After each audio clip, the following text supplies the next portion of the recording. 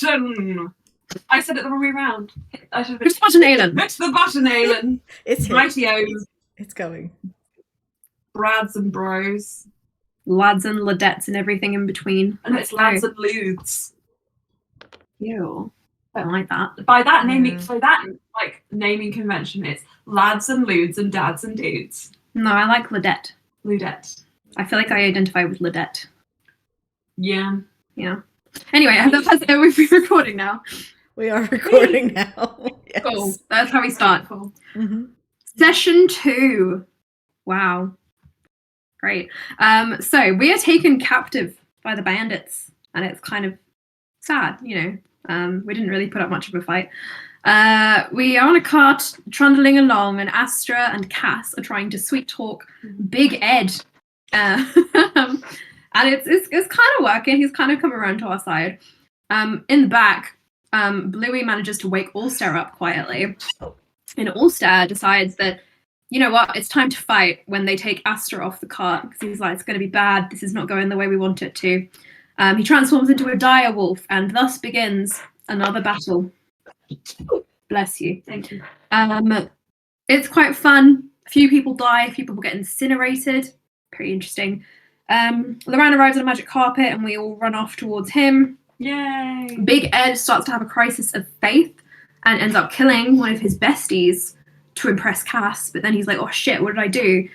Kev is nowhere to be seen. We find out from Edge that he is at the Northwind Stronghold, which seems really inconvenient. We're probably going to have to go get him. So we all get up on the carpet and we zoom away without Kev, because he's not there. With Edge swearing revenge. Edge swears revenge, and we arrive at this small little area where there are lots of inns and bathhouses, and Loran pushes Ulster in the pond, which I think was a bit mean. We all go towards the tavern and we go to the baths. Loran takes Ulster into one of the baths to chat with him, whilst the others go to get drinks and meet Tyrese the barkeep, who is talking to a blonde man called Shirleth Quinn, who is the head of the police. Meanwhile, Loran agrees to Ulster's terms, in terms of their deal that they've got going on. Loran is kind of like Ulster's babysitter. He does say that he will work him after the cash runs out, that Ulster has been sent by Mummy Dearest. We all develop fun effects from our drinks, such as turning into a canary, having uncontrollable hiccups, and having our minds read. Ulster gets really confident and decides to flirt with Shirleth Quinn, but that does not go very well for Ulster. Loran tries to help, but it ends up embarrassing Ulster. We all do the mind reading thing, and it's quite funny. It's quite enlightening. Cass and Astra have got a little something going on. Bluey does not want to be anywhere near any of us and departs from the baths. We head back into the bar after our lovely spa day, and we have a drink that allows us to swap. It's actually kind of good Anna's not here. To swap our minds between all of our bodies. So if I get this right, Cass is in Loran's body, Astra is in Cass's body, Ulster is in Astra's body, and Loran is in Ulster's body. Sounds about right. And that is where we left off. Indeed, it is. I really enjoy whose bodies we're in. I think it's very fun. Yep. Yes, I completely agree. And Cass has helicoptered his penis. Almost immediately. Oh my god. Sorry, what did you say? Whee!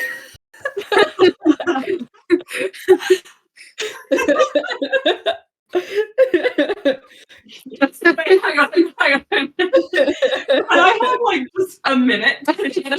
Cass spends a minute helicoptering. I was trying to find a photo that would be a good representation of the baths. And I'm not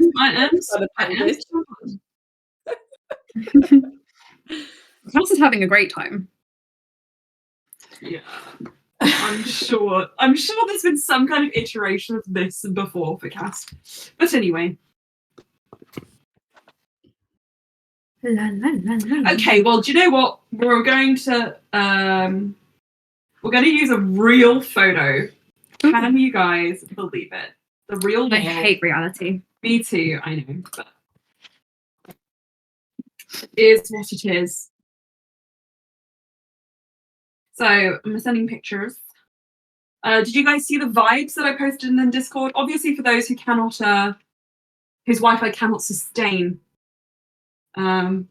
music, don't worry about it. But yes, the vibe is that, you know, this is kind of what the outside looks like. There's like a slightly more private pool, and then there's like an open air. Exactly. And there's like an open air pool, and you guys are currently in the one with the more blue water. You know, with like the stones that you can sit on, and Is this like, in the Discord? yeah, and then there's like you know, mist and trees, and there's the tavern everywhere. Anyway, I just thought that would be useful for your Before Anna gets here, how are we doing it? Because I want to do this in the best way to make her like confused. So I don't know, but like I don't know how you want to do it, Emma. But I'm very curious. Well, what I was thinking was that you guys would all sort of, you know, maybe swap character sheets and have each other's magics available to you, should you wish. Well, obviously, I can't necessarily do that with Loran, but you kind of can, I suppose, because we know the characters well enough, yeah. You know the characters well enough, just vibes. Oh, I should do a voice for Cass this time round because I haven't done a voice for her. You can still do that. There is time. Yeah, I'll think of some voices. What do you guys think is the best way to do it? I think we just don't explain what's going on. Yes. But as in, are we saying like Loran? So, for example, I would be like, Loran stands up, and shall I start just saying things as Loran? Yeah. I think it's. Wait, do you think we should say Loran if we're talking about ourselves? Like, because I'm Ulster at this point. Yeah. Should I say Ulster walks over to you? Yeah, this is what I want to like iron out before she gets here, so that we can like figure it out. Because I don't know how you want to do it. Whether you so we all try to and imitate the person's voice, character voice / real voice. Okay. Hello. Oh, my name is Ulster, and I. Well, like isn't this a show? You don't know that. You don't know that. Sorry, Aylin. I feel like I haven't really got a voice for you to sort of copy. The men are doing something strange. Just so you guys are aware. Yeah. What are they doing? He's trying to eat Lovely. Is that how you want to do it then, Emma? Yes. Yeah? Okay, yeah, let's do it that way. So we can pretend to be each other, and we'll refer to ourselves as the other character, not as our characters. Does that make sense? Yeah. And we'll just see how confused Anna is. Mm-hmm. And I'm sure that'll be So I'll say Astra does this, Astra does that. Yes. Okay. I reckon it'll only take a little bit. Aylin, can you say a random line for me in Astra's voice? Just so I can compute. Oh gosh. Say, my name is Astra and I'm very smart. My name is Astra and I'm very smart. My name is Astra and I'm very smart. I would say that I can't do it. Astra probably has an accent that wanders all over the place, given how many like languages they know. My name is Astra and I'm very smart. No, I don't want to do the accent. I'm going to do it in my voice, but I'll try to bring it to your tone. So, very good. Cool. They just ended up with a kind of just deeper voice in general. Mm-hmm. I'll send the rest of these photos as and when. I think the only other one you would necessarily need. I think it's the tavern interior looks a little bit. I think also is the only cis man in this group, and yet has the highest, most feminine voice. The highest, most feminine of voice. Yeah, I was just thinking about what voice I'd do, Cass, and I'd probably do like I'll probably play around with like a lower voice, but I think I need to try a couple of things out. I don't want it to be so obvious that it's like an effort to do each time I do it. I want it to be sort of kind of natural. My first D&D character ever had a American American accent like Ender does. which I think is very funny. Hey guys, hey friends. If we Hello, ever friends. put Hello friends. I want to play an orc, she's going to have quite a high voice. Oh, Cute. right. I So wanna- I'll get us started then. So, everyone, as we say, you are all switched in various bodies. You look down, and you are not yourselves. It comes as a shock to some of you, and a point of interest to Cass, because she starts watching you helicopter Loran's penis. She immediately stands up. Loran immediately stands up and he's like this. And he's like, wee!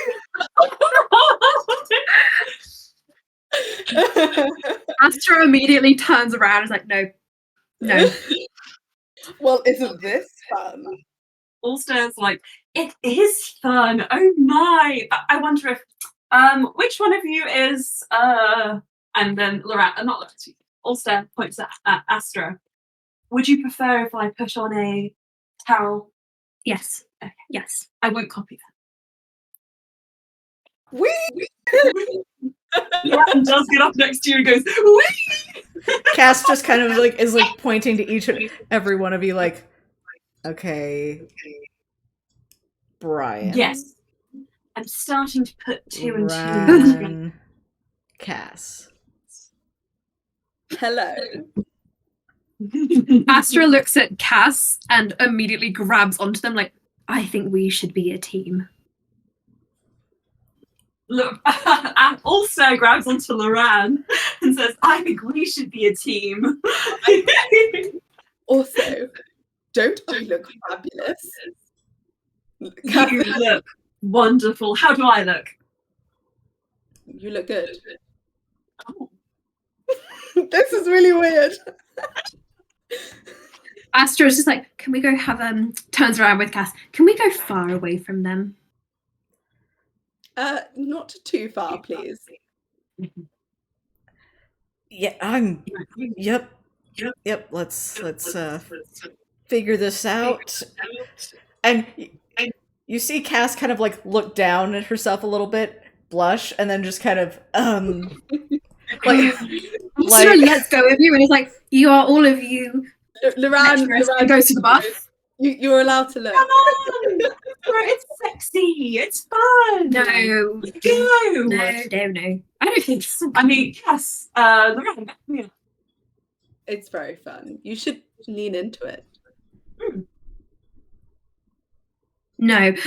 Turns around and goes back to the bar. It only lasts 2 hours. Loran anyway. watches you walk away.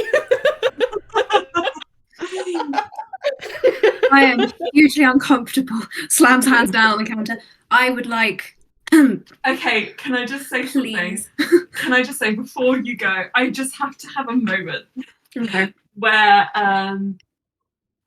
Astra, you get to the bar and you feel really weirdly uncomfortable for a moment. You're like, why everything feels wrong. It must be because I'm too tall. I'm too tall, I'm in someone else's skin. Can you roll me? I have horns. I know your passive perception, but just for the fun of it, can you please roll me a perception, please?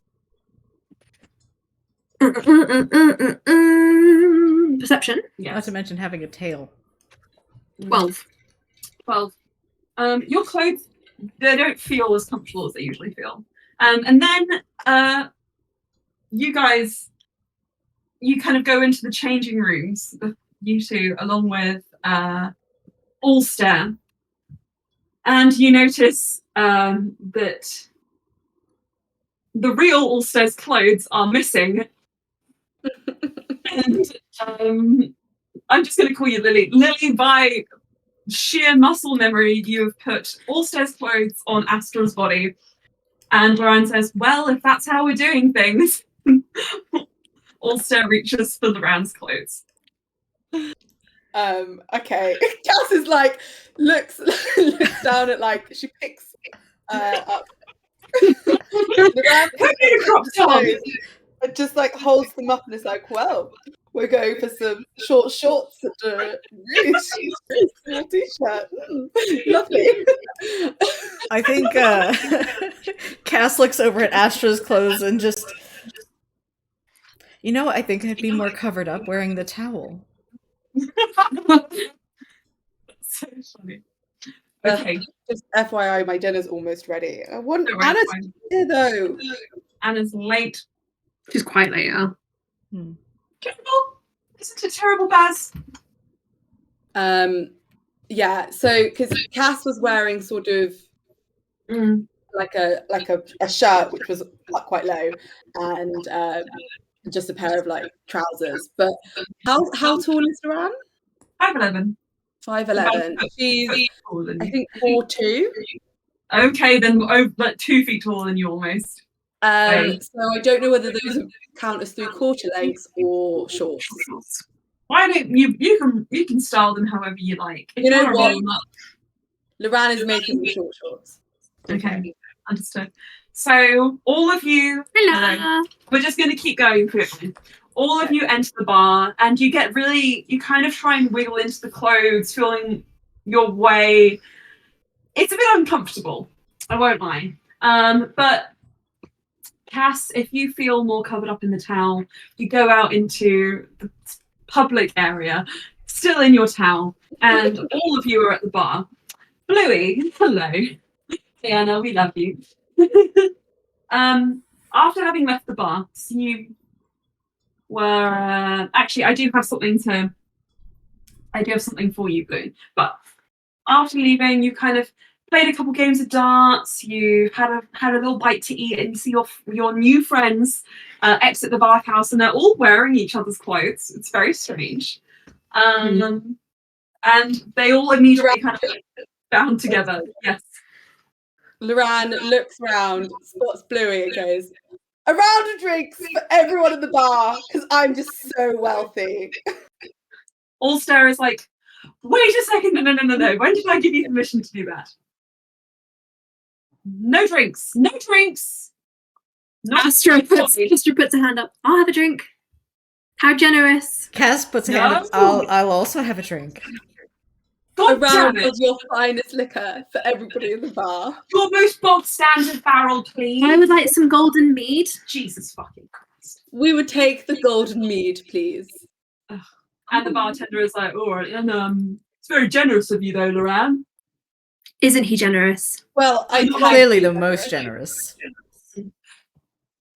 Ulster pushes in front and just says, no, excuse me, this cannot happen. But the barman says, well, if he's offering, then Yeah, don't listen to him. Awkwardly, Loran starts patting down his considerably naked physique. Well, lots of bare skin, realizing, and going to try and sleight of hand the money off of Ulster.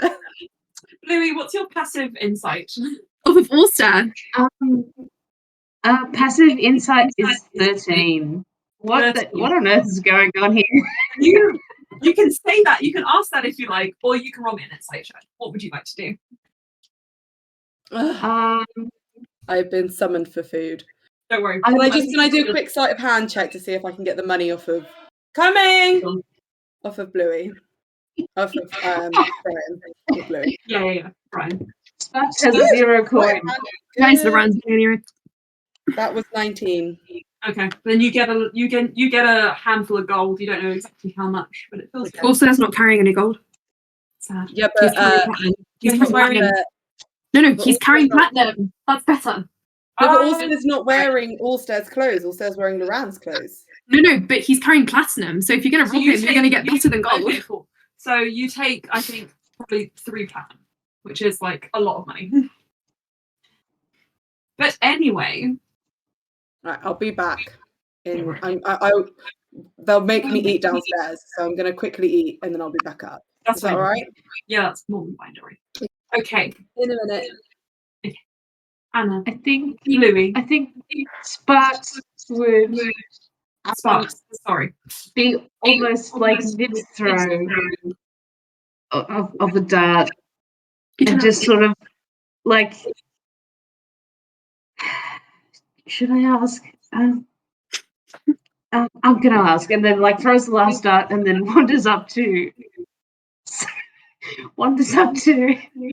Astra. Astra.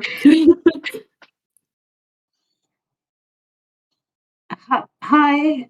I couldn't help but notice something different Did something happen in the baths? Something definitely happened in the baths, But but I don't trust and tell. Astra turns towards Blue. Just so you know, you should not listen to him. He has nothing worthwhile to say about this. He has nothing worthwhile to say about this.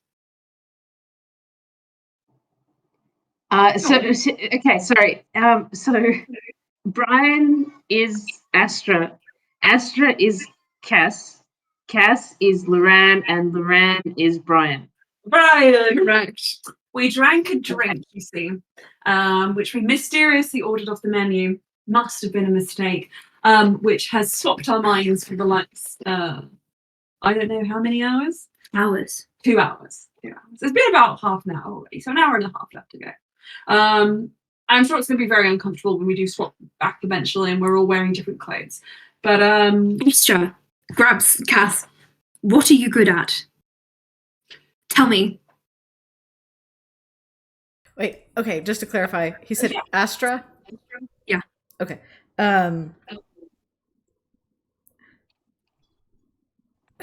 Many things, but what specifically are you Physically, asking what about? are you good at? Shakes Cass. Oh, Sorry, I'm much bigger in this body. It's much taller. physically, well, I'm crafty. can you run? Craft? Crafty. I'm already quite good at that. What else can you do? Healing. Can you do any sports? Can you No, not really. also sorry, Astra looks very disappointed. Well, I'm gonna find out what you can do, and grabs a handful of Bluey's darts and walks over to the dart table. Okay. Oh, Yeah. So can you please, Bluey, would you like to? Sorry, excuse me, Sparks. Would you Aelin. like to instruct Also, Aelin, could you send me your physical stats, please? on proper technique? It's a +1 for Dex. +1 for Dex. okay. Well, so I'm no expert, but I do usually hit them on the board.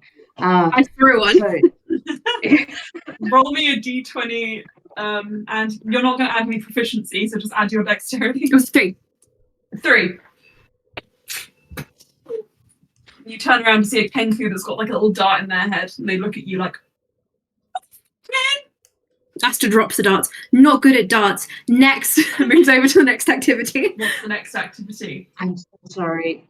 Um, And then like a arm I think- wrestling. Arm wrestling.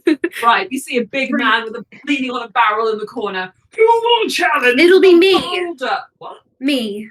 Yes. The boulder! Just Yes. I sit down. -1. -1. Let's go. Roll. The boulders here. 13. I'm sorry, that was 18 on the dice. Come on, Astra. What are you good at? Tell me. Loran, as also is laughing in the corner and slowly losing breath, like, oh, God. You live like this? I do. Astra. Sorry, you killed me with that one. Come on. Come on. Can you stealth? Can you do swordcraft? I mean, Fire? Can you dance? Can you do anything? I can dance. Shush. Well, I don't know. I'm not mean. Shush. Oh, someone's feisty. Astra, tell me. I'm just gonna keep going.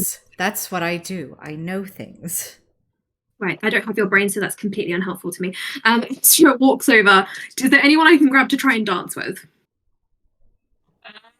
Who looks like they might be teetering on a dance floor?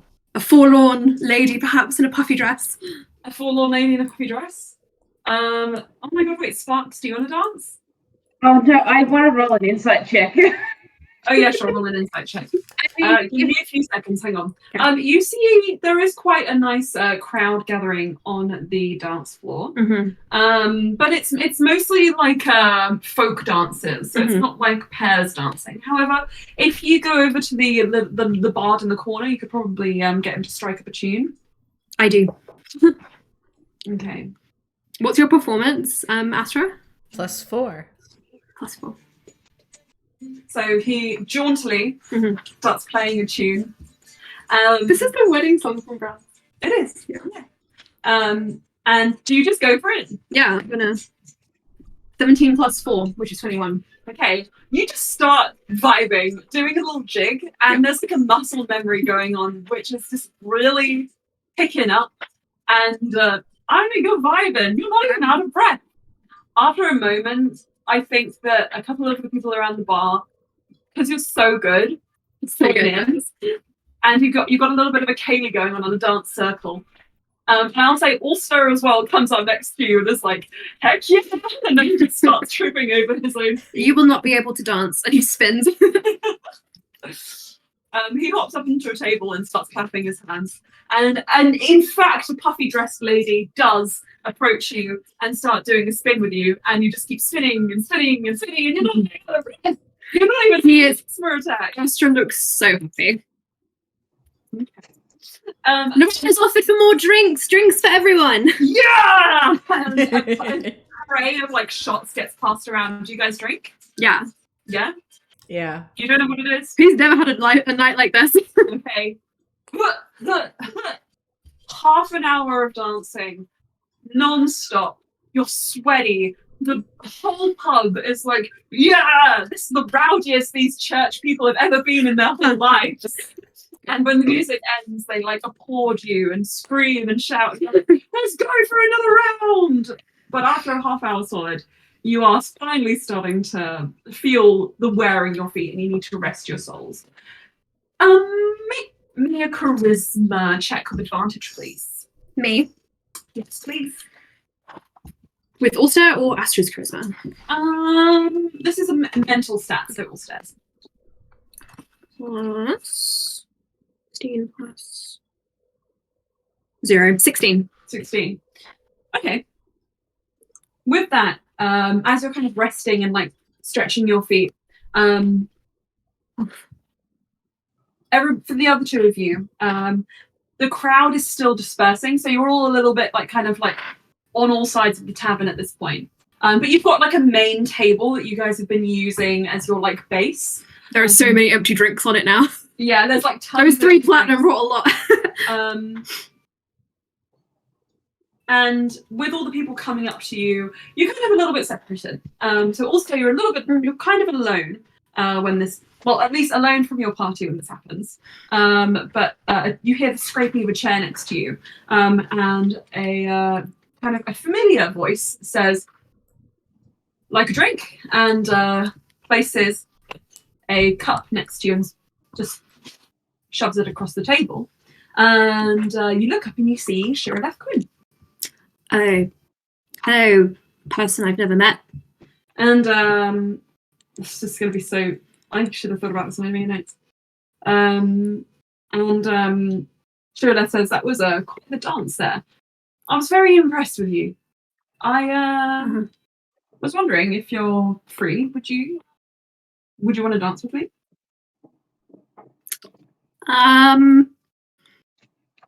Astra looks over at Cass if he can see. I would love to learn a few moves, maybe. Also won't make any... He won't interact with anyone who he senses is... Actually, no, Ulster doesn't have a good awareness of when people are flirting with him. He'll be like, you want to learn how to dance? I'd love to. And he raises his drink. You see he's got the same one. Mm. Then he takes a sip. He sniffs the drink. What is this? Cherry mead. He'll drink it. It tastes fine. There's no nothing strange. You can sense with I your can sense. herbal arcane senses without having to roll. But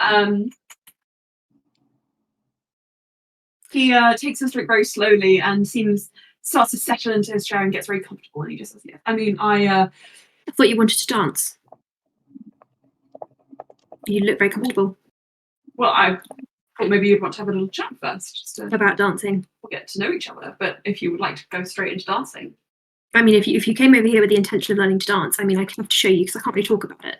It's more like something you do rather than talk about. right? Sure. Mhm. Okay. Yeah. Yeah. That makes so much sense. And he smiles and stands up and offers you his hand. Yes, right. So and then he just uses the muscle memory. Okay. Wow, you're such a great You're such a great dancer. This is my freestyle dance class. I'm Natasha Blakes, and I'll be your. I'm sorry. Anyway, And I'm your freestyle dance teacher. as this is happening, Ulster sits next to you, Cass. Or I think I'm going to start using Your actual. our actual names now that the joke is up. Astra, Loran in Ulster's body sits next to you and looks over and says, "Well, he got the flirtation he wanted. Maybe not quite in the body he was expecting. Perhaps I should blame myself for that one. I did throw in an extra goal to see if we could get some more fun drinks. Apologies for not telling you all in advance." I mean, it's been quite a fun time already.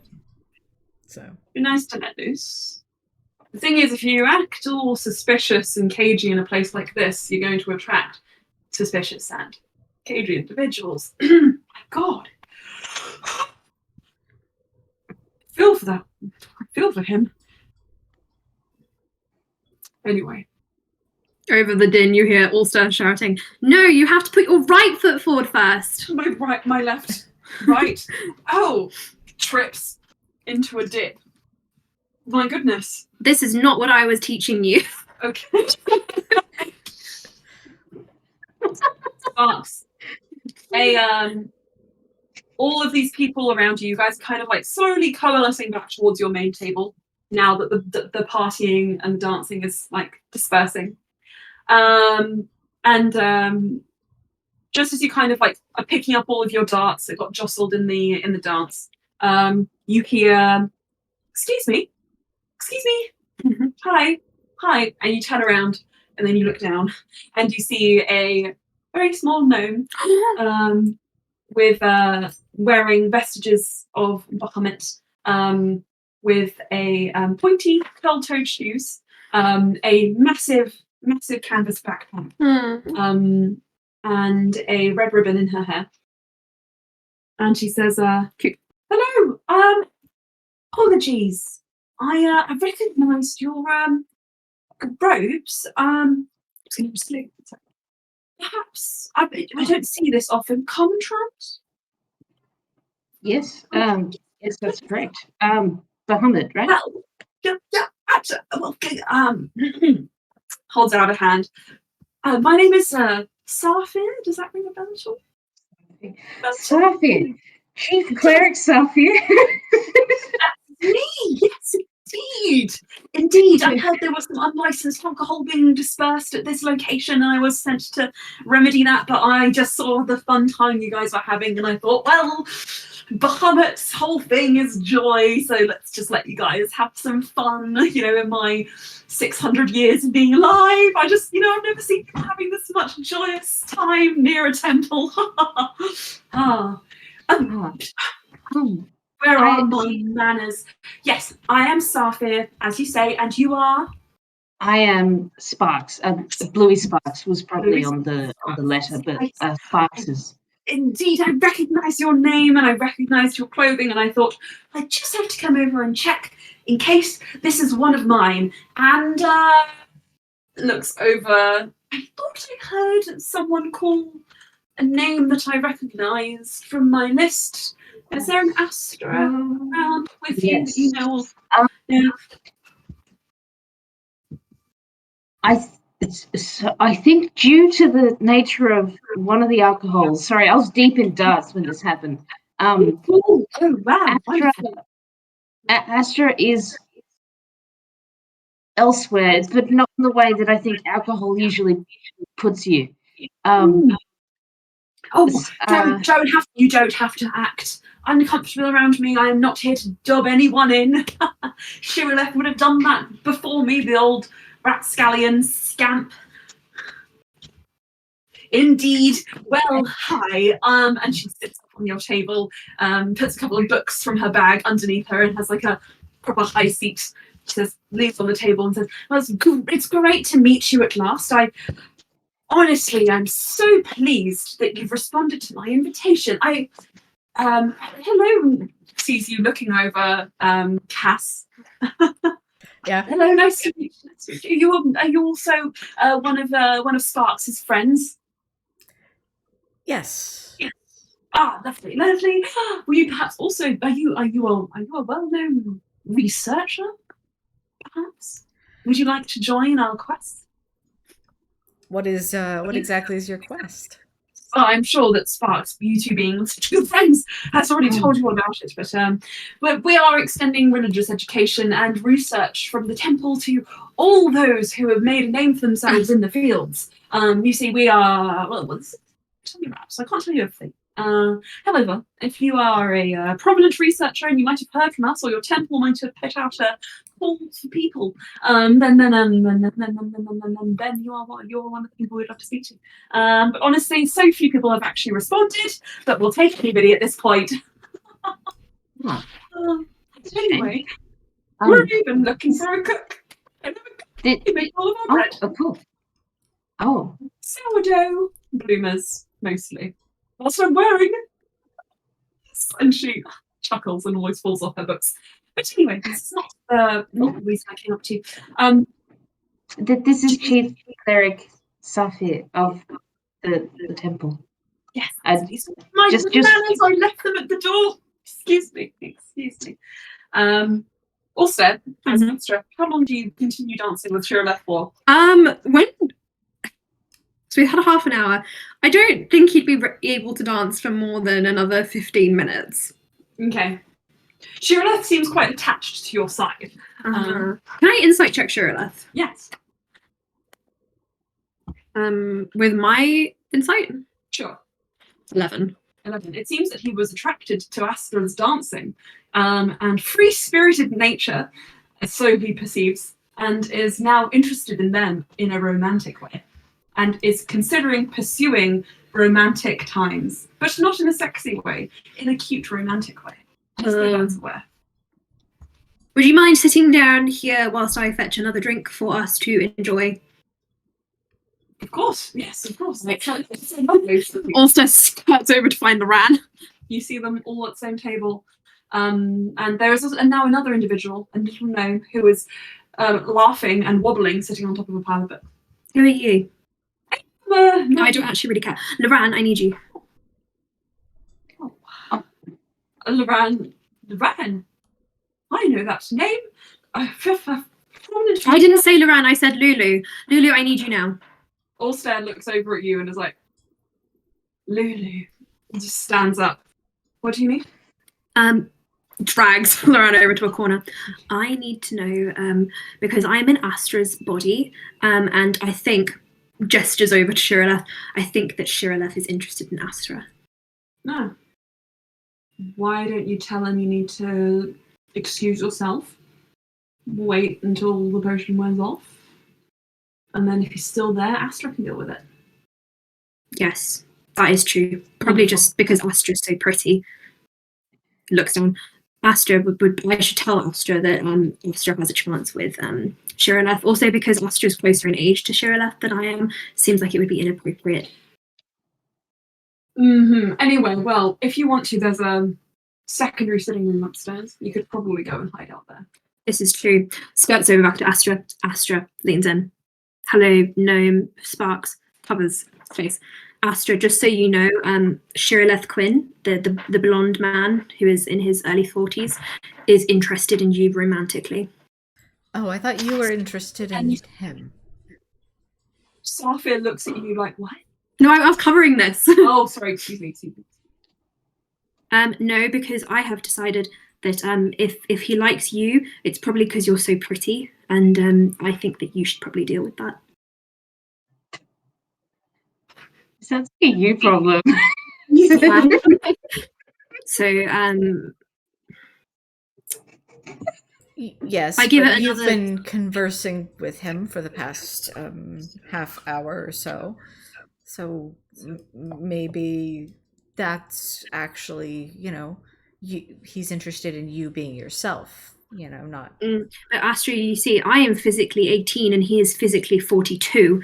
So I feel like maybe he should talk to you instead of me. Loran brought it to my attention that this is not the most appropriate age gap. Well, hang on a second. I mean, look, we've all tried a vintage in our lives. No, we haven't. Okay, fix ourselves. Jesus, who's Jesus? So, Astra, I have informed you of this.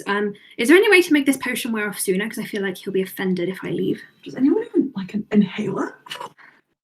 Or Seth thumps around at a particular spot in his chest. Oh, that's the spot. That is the spot. Right. Loran says, if I'm completely honest with you guys, also you're whispering very happy. I can make this wear off. Yeah. Sooner. I think you should. Involves taking more alcohol. Yeah, I think you should do that because I don't want to lead Shirileth on. Right. Who here would like to end the magic? I really enjoyed the dancing though. But I'm tired now. Come on. Okay, cool. Right. But it means you'll have to go talk to Shirileth. You can't break the No, heart I'm of the chief sure of- that she can deal with that. Right. Can't they? How do we do this? We have to go and take 3 shots in a row of something unfiltered white liquor. Okay. It'll dilute it in our systems and give us such a shock that we'll be returned to our usual bodies. Sounds good. It's science. No, it's not. Walks over to the bar. 3 shots each. Let's go. Let's do it. Are we all ready? Bluey, would you like to join us in solidarity? Safir is looking around like bewildered, like, what is going on? Goodness me. I could have 1 shot. 1 shot. Seems weak, but okay. Huzzah! 3, 2, 1. Glug. Glug, glug. And with that, friends, the fun is over. Because, Esther, you've got to get yourself out of this situation somehow. Or further into it. Also, it's like, it's up to you now. Loran says, I believe in you. You can reject him real good. Wait, so is it now back to All of where us. it was? We don't even mind if I went and got changed. I'm just not really feeling appropriate. I would like to get changed as well, and you need to give my clothes. Like, yeah, you're wearing. We're going to I go don't upstairs. understand why you changed. No, it was Clothes. muscle memory for all staring, then we all just kind of. And then they all thought it was funny. Yeah. It was And fun. now Astra is gonna go get proper dressed. We all go and get properly We're all going dressed. to change clothes. Anyway, whilst this is happening, Safia looks at you and is like, I'm very confused, but actually it's probably a good thing that they're not here at the moment because between you and me, I've been wanting to talk to you. Look, I don't know what's happening with Astra. I don't know. I don't really even remember if I was the one who invited her. Because to be honest, I've got loads of people working under me, and it was just we were inviting as many people as possible. But look, let me explain. Okay. Let me explain. Okay. You are going to come to the temple, right? Yes. My sincere apologies for being on the road with rush you if you have things to do. It's just we do need. party. We discovered that he'd been dead for a while, but see, the person who we all decided was under our care decided to go off and into the Fang. It's the Fang, right? Yeah. Yeah. And we sensed that he had very little ability to protect himself, and he was in fact captured. So we got out of that, and we broke a few hearts. Anyway, Okay, well that sounds very intense. now we're I here. know we wrote to you under the guise of religious education, but there is actually, and seeing as you've already encountered this, I wonder whether this might be more widespread than we realise, but no, we have been reaching out to all corners of a prayer. Researchers, healers, anyone with the appropriate training, because we need assistance, if I'm honest. In fact, the reason we wanted you is because we've never had someone from your religion before, and we thought you might have more information than we might have regarding reanimation of corpses that should be long dead. The mimicry of life. It's a plague. It's been spreading. Oh, We thought it was only in the northeast, but well, where did you come from? Where did you go? where did I come from? Well, Well, I travelled from I have a map. Millis, You can point. If you northwest, Yes. and Round the vaguely, shard. and then traces like just this path. And about here, I hopped on a wagon with the alive but dead person. Um, um, Cass, they're all back in your bodies. Yeah. It's We're all returned. Sorry. But you took 3 shots, so you're probably feeling a bit wavy. And sure, that's got hot for Astra. Oh yeah. Anyway. Because Ulster started a dance party. Anyway, Safir As that's says, there's also a gnome sitting at the table. She's real cute and 600 years old. Safir She's says, got a little red ribbon in her hair she does. and sits on a pile of books. golden shoes. Hello. Oh, I'm Um, sad I missed the chaos so well. We'll just have to do it again. Cass is going to go and buy some of that alcohol. Oh my god, that's so funny. Yes, okay, love it. Safir says, okay, well, I'm going to make a note of this and I might have to take it back right away, but look, if I'm being quite honest, we have sent out lots and lots of letters. Many of them have not been responded to. I'm starting to get a little bit worried. Are you coming soon? Or do you have other matters you need to take care of before you join us?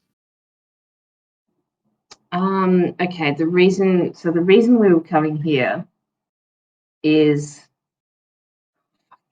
so are we heading? Fuck, I can't remember. At this point, you guys would have changed clothes and can start heading back to the table if you wish. So you'll probably catch the tail end of this conversation. Did you I say there was a think couch upstairs? Yes, there is. I would like to collapse. I believe. Oh, we know that Kev is at the Northwind Stronghold. Indeed. Mm. Do you say that?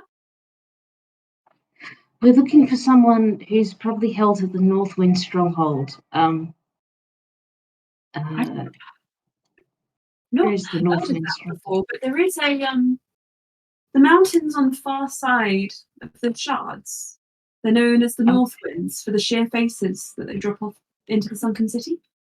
Is that potentially what you're thinking of? Potentially. Be careful if you're going that far. It's a day's journey, but it's through bandit country. I did lose all my money. I'm the highwayman. Me like any other man.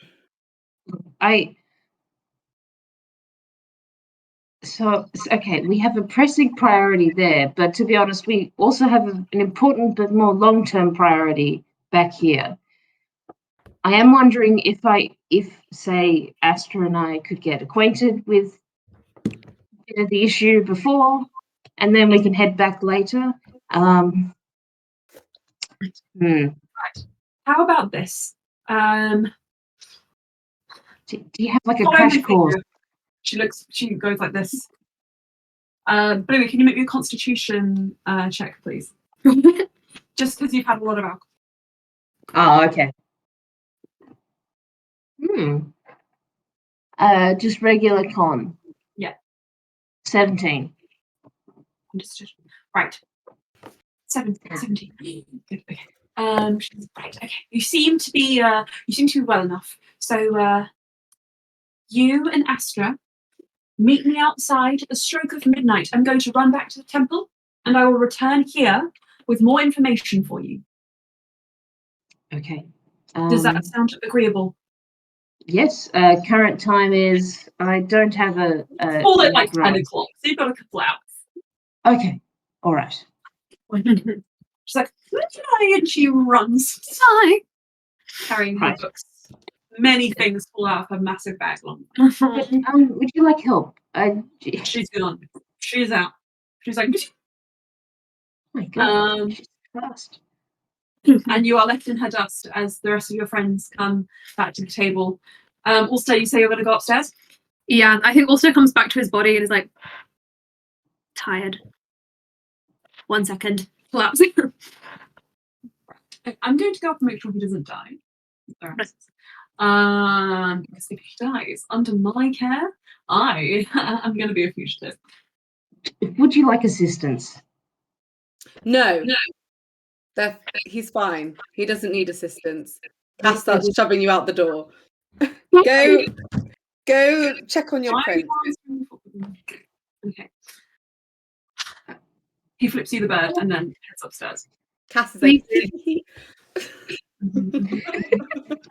And you Astra's left to deal with Shirley. Astra, what are you doing? Shirley looks over at you like interested, like, oh. Astra probably looks between like Cass and Shirleth and is just like, Can I insight check that and see what that look meant? Oh, that wasn't bad considering I think I've got 16.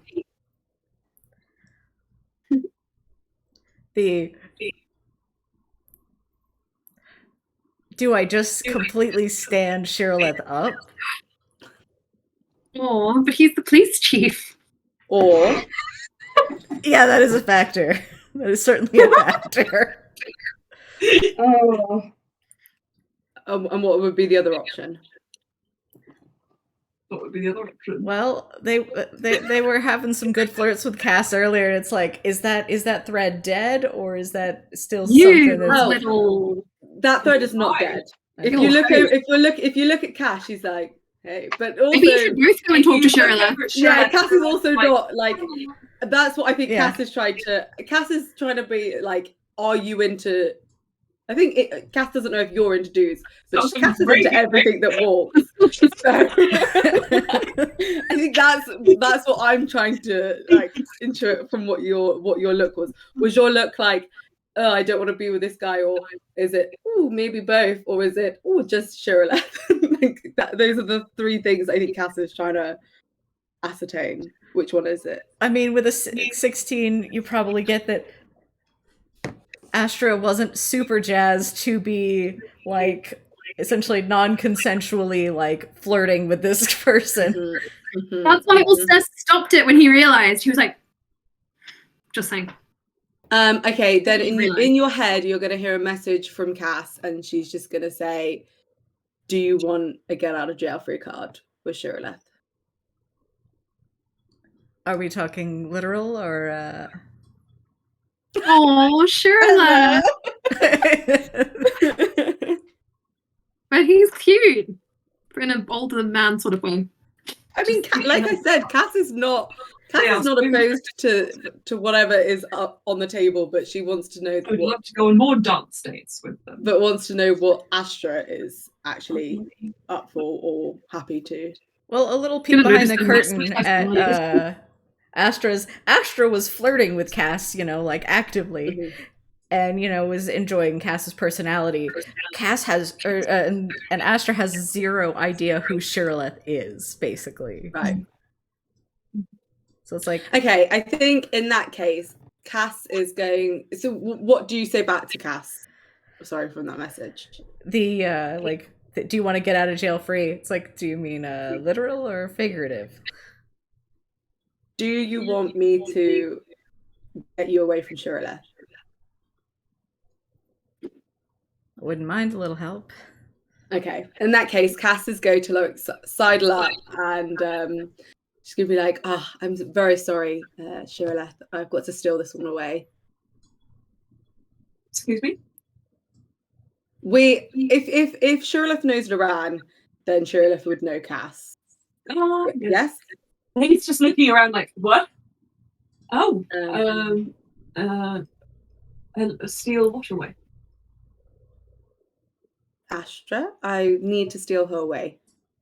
Oh no, Are they in? They are not? Also, that is a good question. Ailyn, would you prefer she or they pronoun? Astra uses both. I thought that was the case, but wasn't sure. Yeah. Wanted to double check. Okay. No, everything's fine. Goodness. We've just got something that we need to discuss vis-a-vis onward voyage. No problem at all. There is actually one. Could you just ask them to come and find me maybe in the morning when they have a moment? Because there's just one thing I need to clear up. Is it that they're on a wanted poster? Can I insight check that? Yes, of course. Yeah, that was the other reason of like, oh. Cass has got a 6. She's like, yeah, sure. Thank you. That's wonderful. And Shirley gets up and just like say, thank you. Thank you for being. I'm so sorry. I did not mean to cause any offense. No, you didn't. You didn't. I do apologize. Honestly, it's a public bath, but I realize as a public figure myself, I probably should have cowled up a bit more. And I know I feel awkward for even mentioning it, so don't. No, worry. trust me. You look fabulous. That's not the issue. Emotional.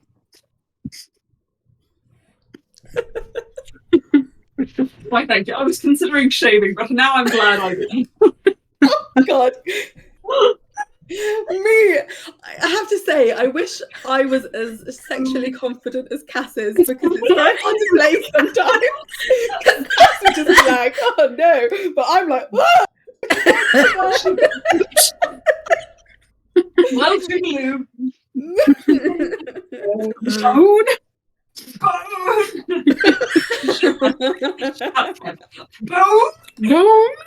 Shirleth departs with a bow to you, Astra.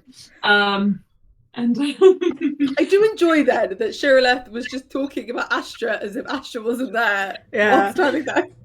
Oh, I assumed that Astra wasn't coming up as well. I thought it was just Cass. No, I thought Astra was there and I was rescuing Astra from Shirleth. Was that wrong? You know what? It's right enough. And you know what? Shirleth's probably got a strange personality. So yeah, he's awkward enough that that's as soon as Cass said that, he was like, oh. Of course. Okay. And yes, indeed. Astra, you are freed from Shirleth. Cass Sorry, will turn to Astra. you and wink and just go, you're welcome. Thank you. Also did not intend to seduce someone. It was an accident. I love how his seduction goes a lot better when he's not in his own body. Look, okay, I'm pretty sure Shirleth didn't want to hit on an 18-year-old boy. Let's be real.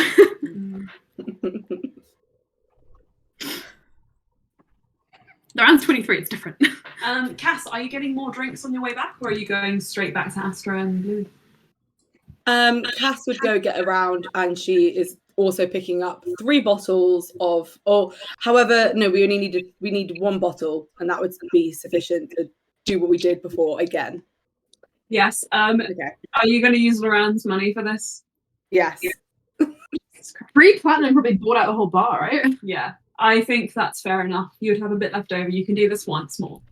Bluey included, if you wish to. Ever. Yes. Perfect. And then Cass is gonna have got a round of, I think it was golden mead that Bluey had. Sparks had before. Yes. And So yeah. I'm gonna do I remember surprise that drinks for me and Asher again then. Okay. Because Give me a Asher second to get was mine. quite down for the surprise drinks last time. So It's okay when Cass diverted Astra from Shirleth, did it look like to Bluey further perhaps flirting, or did it look like a rescue sort of situation? it looked like both. It was both. It was definitely both. Bluey needs to as a Sparks needs to discuss. Are you okay, Anna? Do you need a moment? Is this character flirting getting to you? There's so much flirting going on. I think a bartender does like look over at this scene and is like, "You're right then, friend." Sorry for the fire. I need to update on a possible plan that's happening, but I don't want to interrupt. And it's Oh, you can see that. I mean, Cass has gone to the bar to get some more drinks, and you can see that if you want, that she's getting 3. So you can okay. You can take that what you want, but it was definitely a flirty rescue. But there's 3 drinks that she's buying.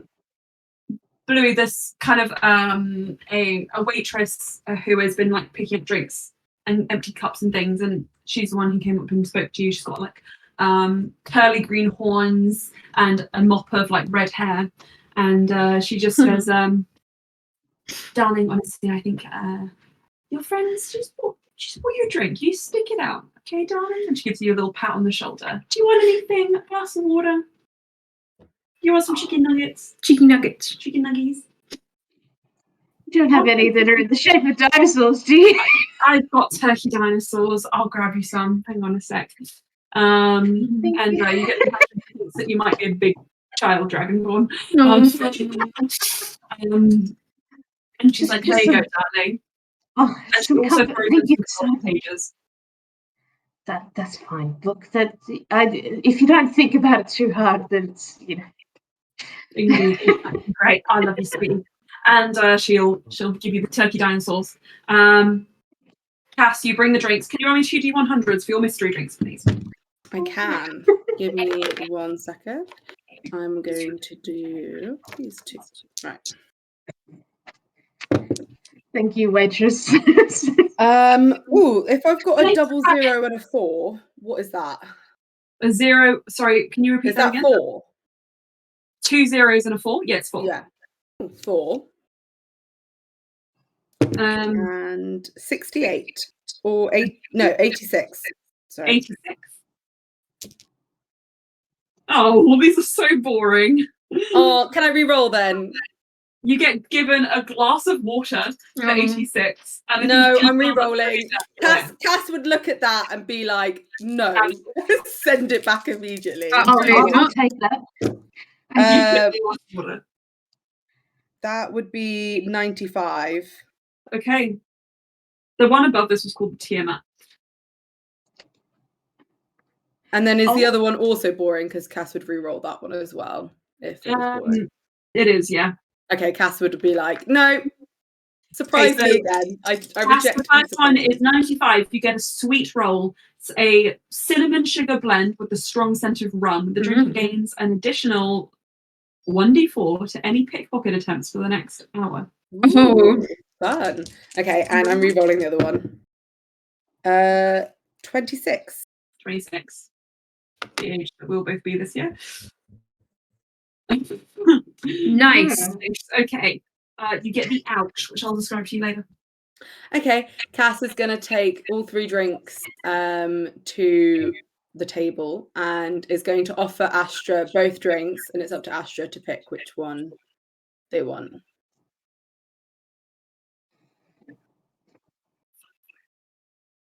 Do you want to assign? Oh, shall I? I'll assign actually. Okay. I've assigned which ones. So flip a coin. Heads. You've got the ouch. The ouch. Okay, Astra, you get 2 shots put in front of you. They're kind of a creamy yellow colour. And do you guys drink at the same time? Your drink is a long drink, Cass. Astra, if you want to drink, drinks it like it's a short one. It's funny. Do you down your water, Bluey? I mean, Sparks. No, Sparks has the golden mead. Also, the water as like a 200 drink. Do you down the water? I think, look, it's the safer thing to down compared to the golden mead. So she can sip on that slowly, but like chug some water. That'd be great. Actually.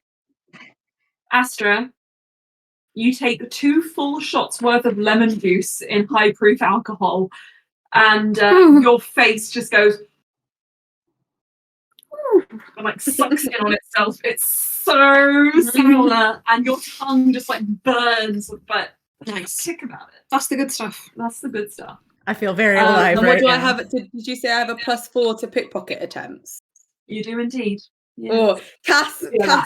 suddenly feels very pickpockety and starts looking around. Can I, while they're talking, I might go and try and pickpocket someone.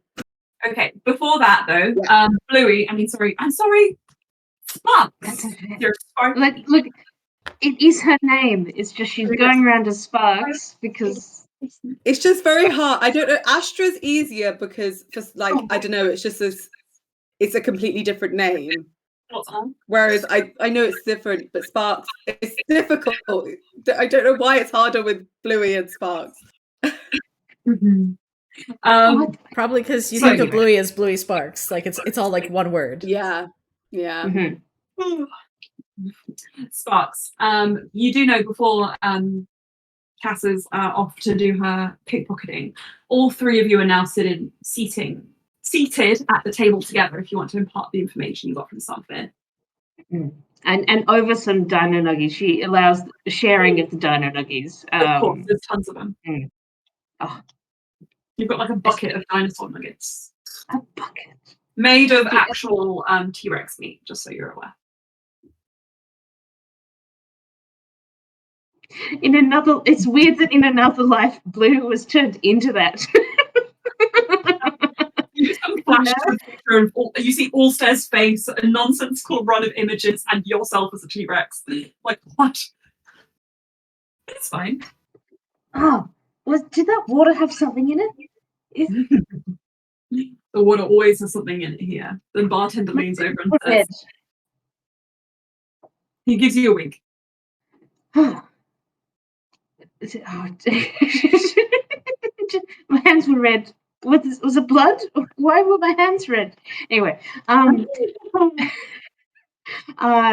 yes. So Safir. That was Safir.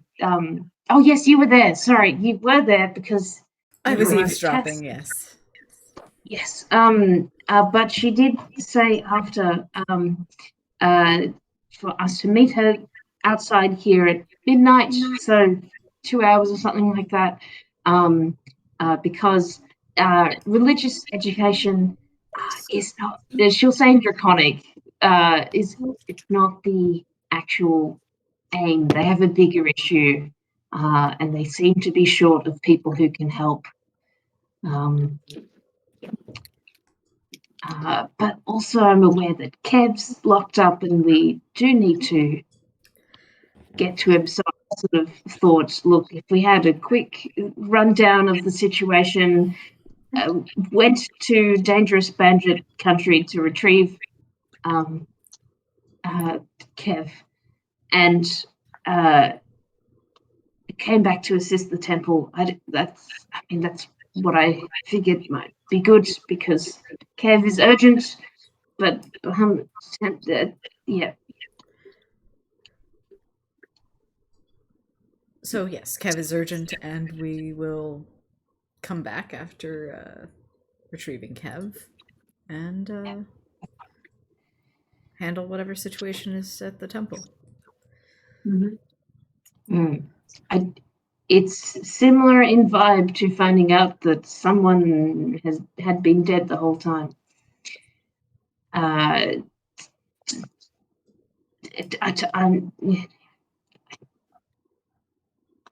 mean, if they're not happy to kind of talk about it in the letters, then I guess they don't want to talk about it too much. Generally, you hear the tavern has kind of started to quieten down now that Allstar has left. Oh, the life of the party. And you guys kind of slightly slurring over your words, but still speaking a bit louder than inside voices. oh shit. The bartender looks over at you curiously, but turns back and keeps polishing glasses. And remember, the bartender is Tyrese. Tyrese. I keep forgetting it's him. Yeah, but they don't know what that means. I know, but it's just like a fun image. And I think Spark's spotting that there's a dragonborn right over there. Indraconic then says, "So are you and Cass like flirting?" Louis and the couple. Wait, Somewhere across the room, Cass just sort of smiles. wait, okay. Sorry, my brain must have rewired some of those words. I thought you were talking to the bartender, or are you talking to Astra? I'm talking to Astra, sorry. Okay, in Draconic, okay. Which Cass does understand, by the way. So Yeah. you wouldn't know that. Across the room, she does smile. Oh, sorry. Sorry. you wouldn't see it unless you were looking, I don't think. Is it a problem? Look, no, it's just I look, you.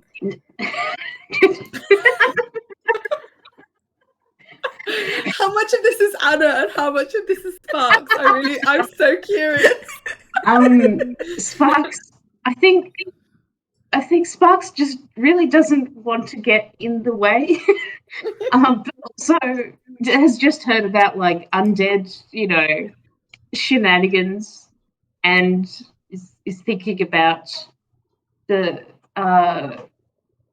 Do we know that Ulster is a prince yet, or no? Yes. Yes. Okay. Yes, the prince's cousin. You shouldn't be spreading that around, though. Yeah, this is. Don't worry. This is out of character. Sparks, yes, this is me and a player. Yeah, so.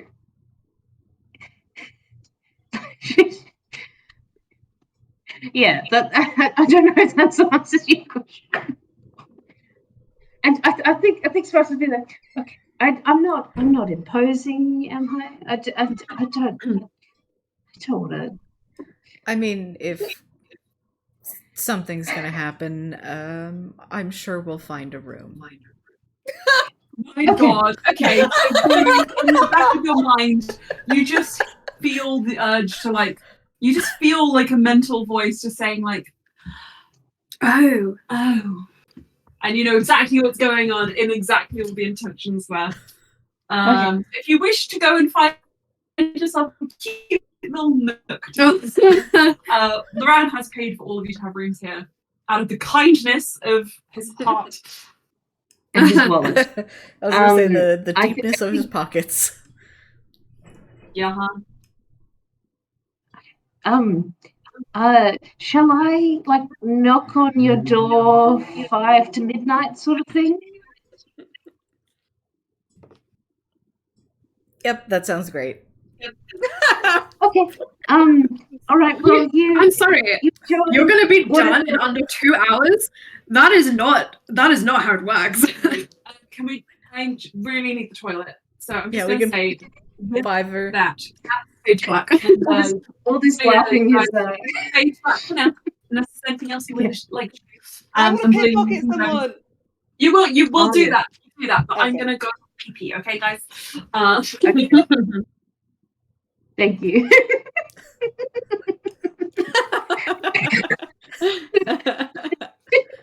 I was Okay. booty. I'll eat my apple. It's been sitting here a little I'm while. also going to run to the toilet. Okay. It was the most Australian door ever. That door. Mm-hmm. What makes it Australian? That's just what Australian great doors look like. Interesting. Always like that. Like honeycomb. It's nice. Yes. Which is quite nice, actually. Anyway. Are we ready to go? Yes. You ready, guys? You're going to say aye, aye, Captain. Aye, Captain. Cass, we will do your pickpocketing in but a moment. Can you first just make me an investigation check? And then I will, Oh, I missed my old investigation. It used to be so good and now it's 0. Oh, devastation. That is somehow lucky though. I got an 18.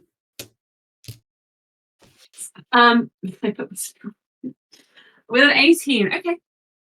You excuse yourself briefly from the table and start to kind of pitter-patter around the room. And you notice some marks, mostly near the door, like marks being people you could steal from, near the door and near the stairs that Ulster and Loran went up earlier. Would you like to eavesdrop on their conversation? Yes. So you position yourself. Privacy? No. You position yourself sort of halfway up the stairs, whilst you're kind of like looking out for people to steal from. Also, slim picking, so you want to choose your moment. You want to choose it really well. Yeah. Okay. Ulster. Ulster. You head upstairs, and you can still hear like the music from down below. You can hear chittering and chattering, glasses clattering. But it's got a lot quieter. Nothing will compare to the atmosphere he started up. Indeed, nothing will. And you sort of like put your feet up in front of the fire, kick off your shoes, and just go like, ugh. Ugh. And after a moment, Loran. You ran around too much in my body.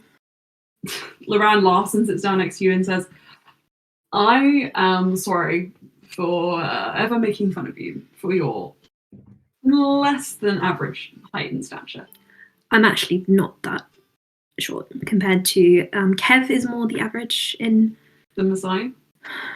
no. In the palace. Oh. How tall are your parents then? My dad is like here, and then my mum is like up there. Oh. Yeah.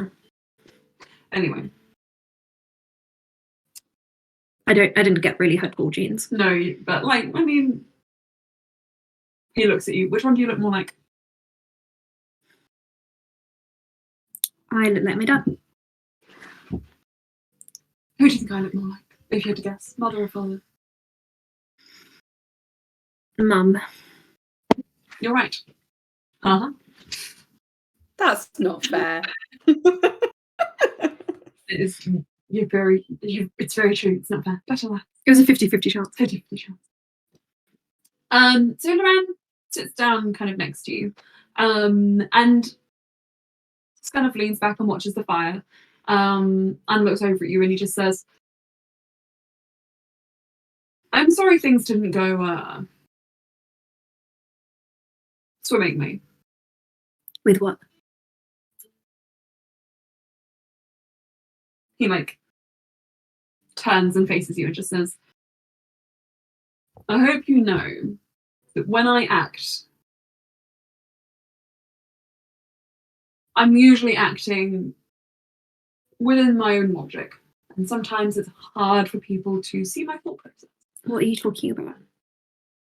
I wasn't trying to abandon you earlier when I let Edge and those bandits blindfold you. Oh no, that made good sense. Also, it's a little bit slurred after the shots, but he's not super drunk. I think it made good sense. Well, I just wanted to clear up in case there are any misunderstandings, but if there's not, then I should be more upset. why? I feel like Kev is going to be really upset that we've left him.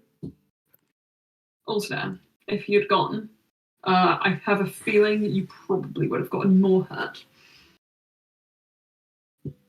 All of you would have, really. Besides, you can't just think about yourself in this situation. Are you saying I'm selfish? No. I'm saying I needed a bath. We all did. After that. You've made it very clear on my bathing habits. I'm joking. Though you do have a little something and he just like pokes your cheek. Also kind of swivels around on the couch. I am sorry that you have to rescue Kev. And I am going to make it up to you because I understand that it's not what you want to be doing. And I know that you'd rather be with people like us who are having fun all the time and have that sort of personality. But I will do my best to make this fun for you. Also, I think that you misjudged me somehow. I like Cass because she's Cass. We go way back. I got that. Judging by the fact you let her read my letters. Not all of them. Most of them. Not all of them. I kept some things from her. For your sake. Like? Everything about your parents. You mentioned them a lot. especially your mother. Oh, my mum. But I suppose that makes sense. I mean, she was the one who reached out to you. So let's not talk about them though, because it's not fun, and they're not fun, and You want to be fun. yes, You I are fun. Ish. also says like you. His eyes say like, I think you're lying. Well, I mean, you started the dance party. I'm sure Cass would have done something eventually, but you took the initiative. I wanted to see what Astrid could do. I'm more interested in what you can do, to be honest. I mean, I'm not a bad dancer. I just don't really have the stamina to dance for more than a little bit. So that's why. Anyway, Astrid's a very good dancer. Yeah, I feel really bad. I didn't realise that Shirilef was making moves until. Maybe you should ask them about that. Make sure they're okay. But you don't have to worry, if you ask me. Tell me something fun from either your ship or Kalkan or the Feywild. It could be about Cass. It could be about you. There's plenty of funny things about Cass. Though she's probably better at telling those stories herself. Or he's like, hold on. And he pulls his journal out of his rucksack. I'm ready. Tell me something funny. She has spent more nights in a cell than out of a cell. Oh. She started more bar fights than any other dwarf I know. But not half of those has she lost. Also kind of pauses. What about you? I mean, there's plenty already that you know about me. He kind of leans forward with his journal. Hello. He turns it around. He's written Loran and Cass on the page, and there's lots of notes under Cass and only a couple under Loran. I need more material. Can you please correct my height? It is 5'11". He turns his book back around. I would like to know more, because I would like to know all of you, because you all seem... He kind of takes a deep breath. You all seem very nice. And, I mean, we're supposed to be getting on with each other, so... No, I think we're friends. You don't? You seem to want to tell me more about Cass than yourself. Okay. I'm from the Feywild. Mm-hmm. My mother was a tailor. A tailor? And my father was a farrier. That's the thing with the horses, right? Hooves. A lot of horses. Can you ride horses? I can. Are you good at it? Not as good as I'd like to be. Also, we'll continue with this line of questioning for a little while, if Cass is listening. Can you tell? Make me a perception check, please. Cass? Oh, God damn it, that's a bad roll. That is a 14. Cass, can you make me I'm going to say a stealth check, please, if you're trying to hide the fact that you're listening.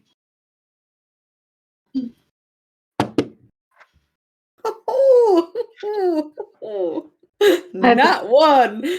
Oh no! I have a question.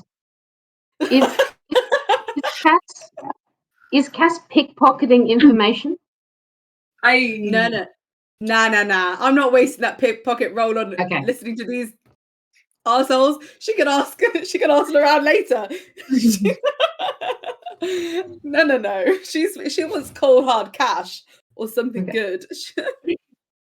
Loran catches what you're saying, Ulster, and looks over at you, Cass, and just makes eye contact and says, kindly, piss off. You just see Cass go like... It's like, why is she spying on you? oh, she seems to think that we're going to kiss. Oh, God, sorry. I didn't mean to...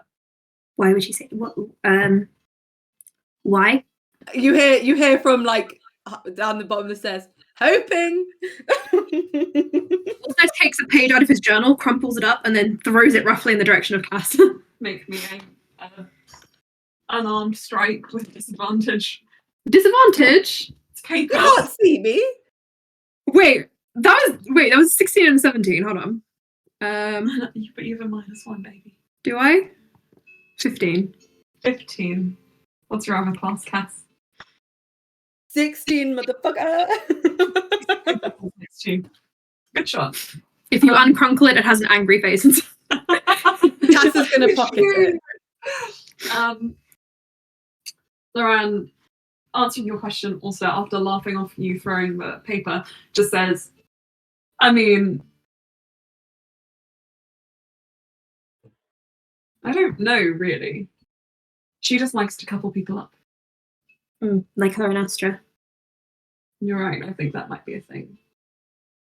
But no, to be fair, she did see the letters, and like I said, we're friends. I liked receiving the letters. But you don't kiss your friends. Sometimes I do. You don't kiss Cass. I wouldn't kiss Cass. I've kissed my other friends. Right. Is that a common thing in the Feywild or in Kalkan or in Apoya? Because I have not seen that. Not really, no. I'm just... If I want to kiss someone, I'll kiss them.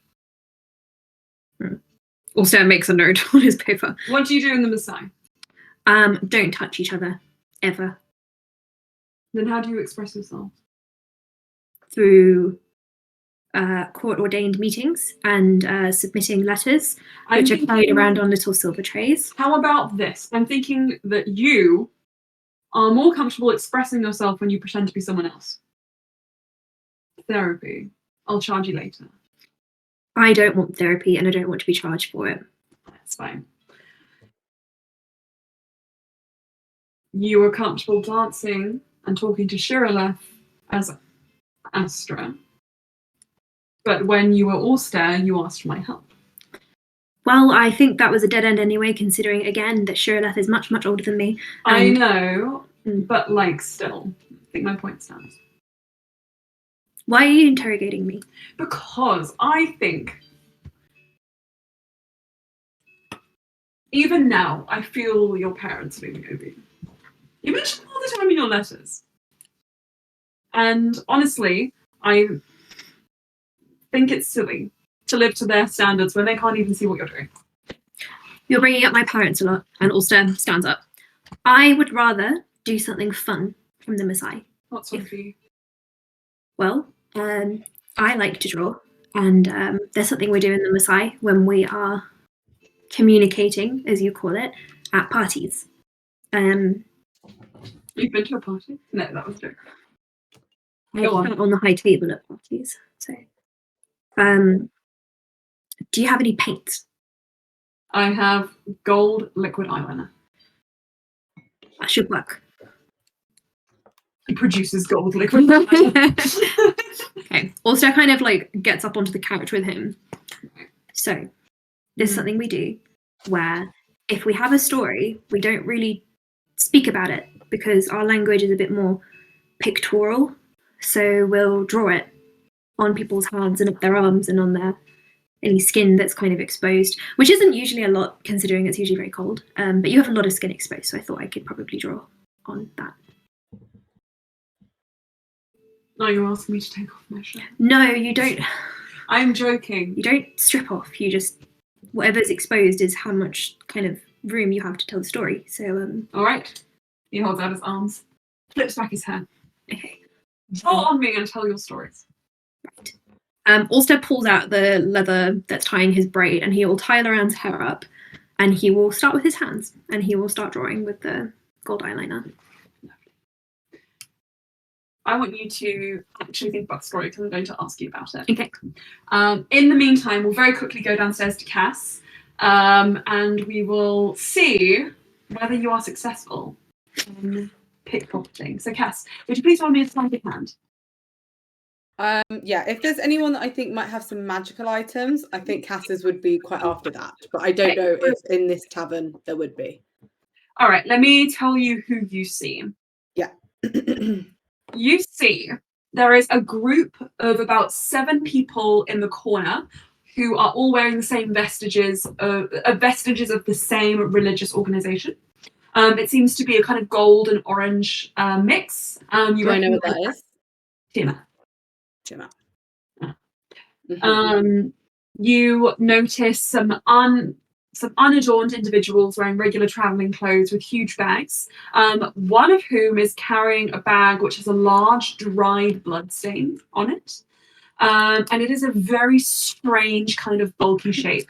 They have very they look to be hunters' weapons, but they aren't dressed like hunters, and people are giving them a bit of a berth. Not an uncomfortable one, but just giving them space. There is the barman Tyrese, and there are 15 people in and around the bar. The most adorned of whom is a powdered human woman with long pink hair, which is coiffed around around her shoulders. So it's like, and she looks a bit like a cupcake. And around her neck, she has the most exquisite pearl necklace. Mm. If you don't want to go for her, there's more options. Can I Arcana check the necklace from You may. afar? You slay. You slay. You slay. Oh, natural 20. Oh my god. It is not measurable. It's a pearl necklace. Okay, Cass is like, Sorry, yes. nice. Yeah, I know. I wish that was my pickpocket roll. You never know. Might get it again. Okay, I think Cass wants to go look in the bloody bag. Oh my gosh. Okay, cool. Roll me, please, your sleight of hand. With an extra +4. Yes. I left my DM's guide over there on the floor. Hello. 23. 23. Give me a second.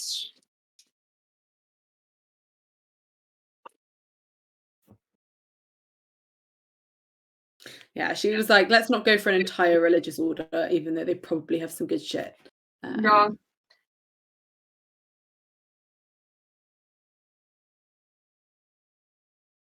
Give me a second.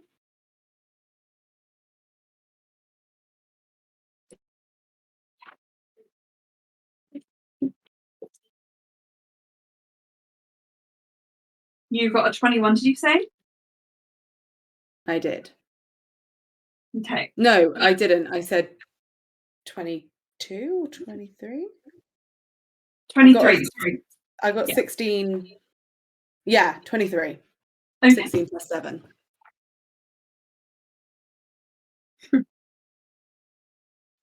Because this time I decided to put stats in dexterity. Yeah. Okay.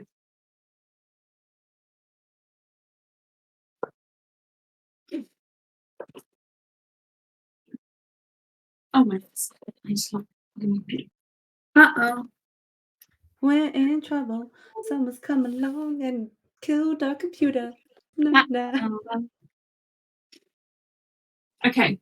So I'm going to throw you a bone because this should technically be 2 stealth sleight of hands, but also we'll call it 1. I can do another one if you want. Okay, well I'll tell you what you find, and if you want to do another one, you can try. Even though that could, you kind of have to just really subtly, as you're standing there drinking, kind of sneaking, have to just pull out one of your pocket daggers and just slice a small hole in the side of the bag, somewhere where there's no strain, and it just kind of opens slightly, and this ever so slight smell of rot, and you then gingerly reach in and you feel like matte kind of like fur or hair of a creature or a person in that set. It's hard to say. Okay. Cass is gonna... Do I double down or go for someone else? Let me tell you one more thing. Okay. You feel this and you're like kind of like, ooh, and you look up and the person who's carrying this, they're wearing all black, and around their waist they have what looks like a utility belt, and on that belt they have what looks like preserved pieces of different maybe animals. And kind of one looks a little loose, like skew with. And it's a like black, almost sort of dusk colored, like dusk sky colored chunk of bone. Can I do a quick Arcana check on that? Oh, that I don't know why I'm looking. I've got no pluses. Keep it going. That was a 17. 17. So something you've noticed is that it's almost like it's dissolved into this liquid. It's just not been stirred, so it's kept the shape of bone. But it's the liquid around it is starting to kind of blur the edges of it. You get the impression if you shook this, the bone would completely disintegrate and the whole liquid would go black. But at the moment, it's just perfectly jellied in that liquid. Preserved is a better word than jellied. From the Arcana check, you do sense a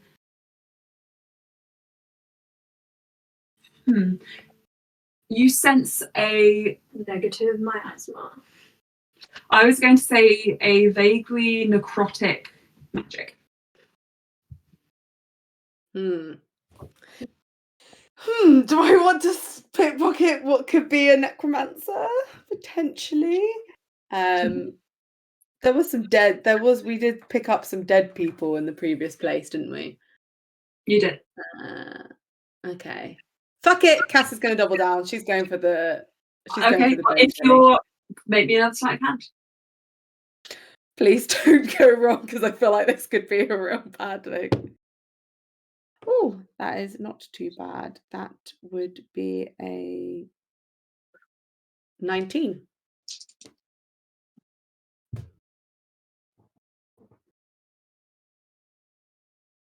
Okay.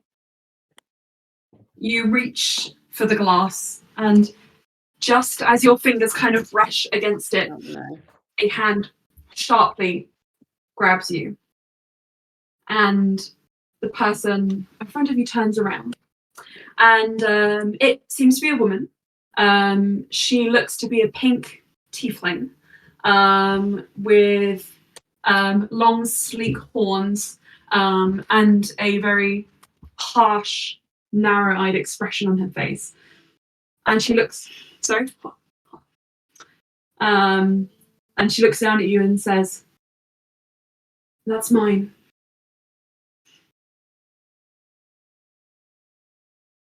My mistake. It was just so intriguing. I couldn't resist. Let me get you a drink instead. As you speak, the shadows around you kind of almost darken and pull around her face, and she just says, "You could get me a drink, or you could leave. One or the other." Cass is never one to be cowed out of a bar, so she's going to be like, "Drink it is." What's your poison?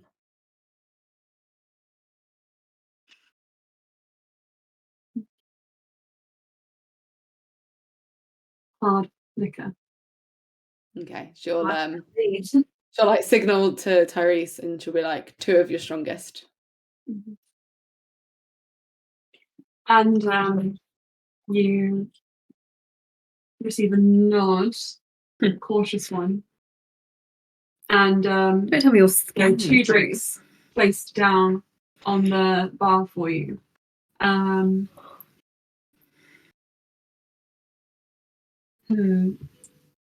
Just give me a second to think. Dun dun dun. Okay. 2 drinks placed down on the bar for you, and you go over and you grab them. When you go back, the woman is seated. There's only one other empty seat at the table, and the utility belt has been readjusted and the item you're reaching for is being completely put away. As you pass the drink over, you notice her eyes darting to the bag and back up to you. To her bag. The place where you ripped open. Okay. Cass is going to slide over one of the shots and says, "This is for you, and this one is also for you." To say, first one was because I offered, and the second one as an apology. Well, I'm not here alone, so. And they push the drink over to the other side of the table. Cass is going to look over to Astra and be like, "I'll be back." I might have got myself into a situation, but she's going to sit.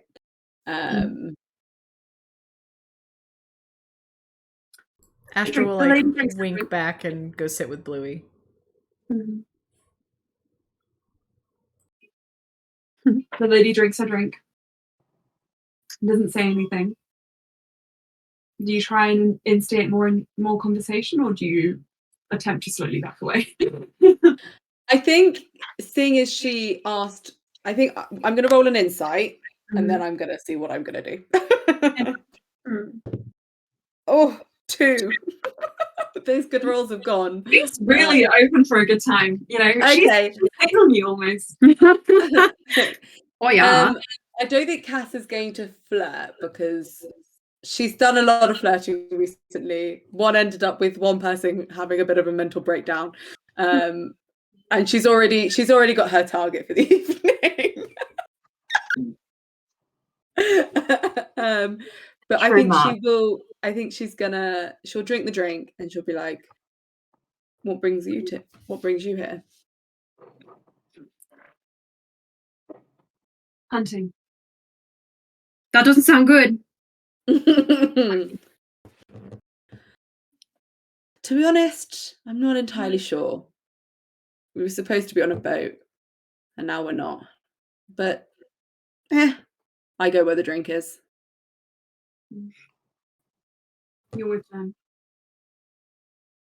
And she nods over to Astra and Bluey. Plenty of empty seats at their table. You must have been a large party. And yet still you choose to sit here and talk to me. You invited me, but I think it's interesting. Anyway. Well, I'm an interesting person, but I'll thank you for your time. And good luck hunting.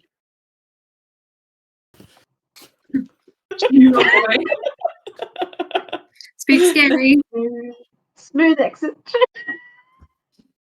You run away. No. She nods and just says, "I think the hunt is done." And finishes the drink without waiting for the other person to come back. She just rolls her eyes, picks up her bag, and drags it out the door, leaving a trail of blood, kind of half congealed blood behind it. Cass is like, how long do I have my how long do I have my pickpocket advantage? Because I want something. Let me see. Would Astra and Sparks be noticing An hour. the blood? Yes. I would like to activate a little paladin divine sense. Just so detect good and evil, sense anything affected by the Halo spell, know the location of celestial fiends, undead within 60 feet. It's not behind total cover. So just as that person is leaving, I'd like to. Yeah, is there? Are any of the moving people undead? Oh, yeah. That's a very good celestial question. fiend. Instruction point and infuse an area around it with okay. Just checking. Let's see if there's more text. The presence of strong evil.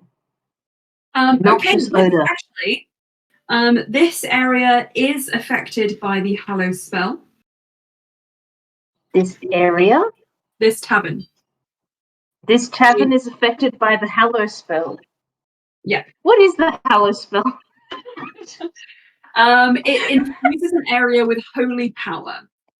Oh, okay, right, the good one. Okay. Celestials, elementals, fae, fiends, and undead cannot enter the area. So everybody in here is undead. It's dead. No.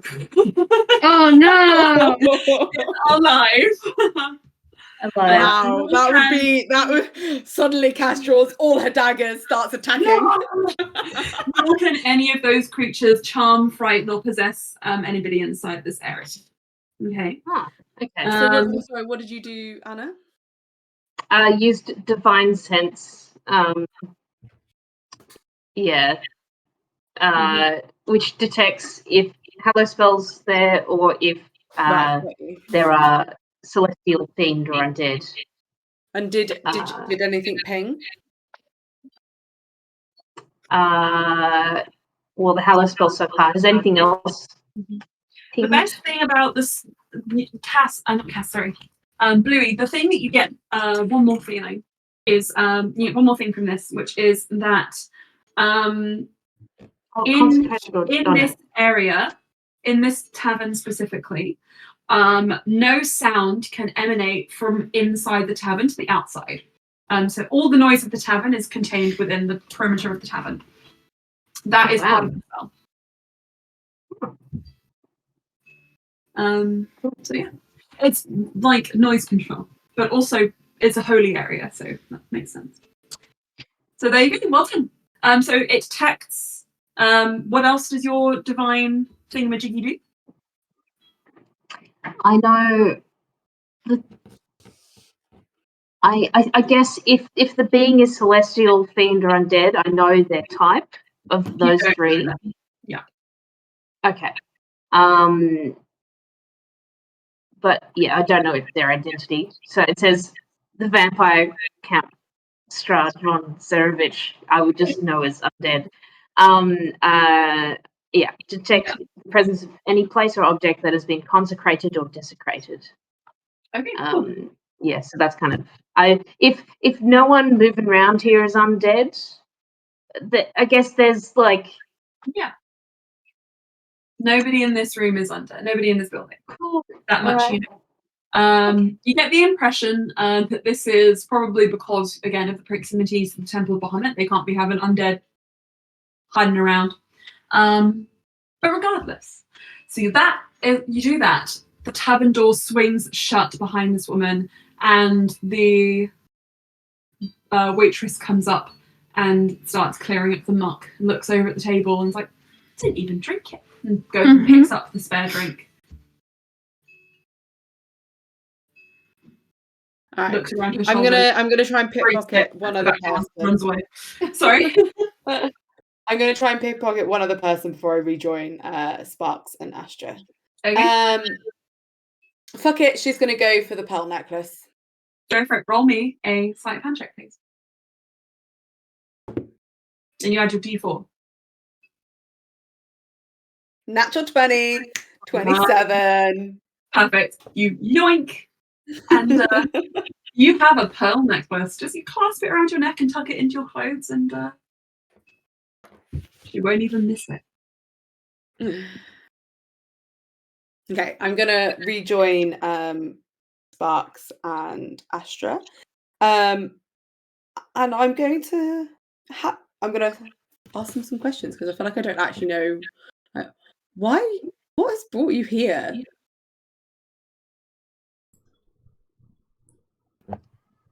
The temple. Well, for me at least. I was also headed to the temple.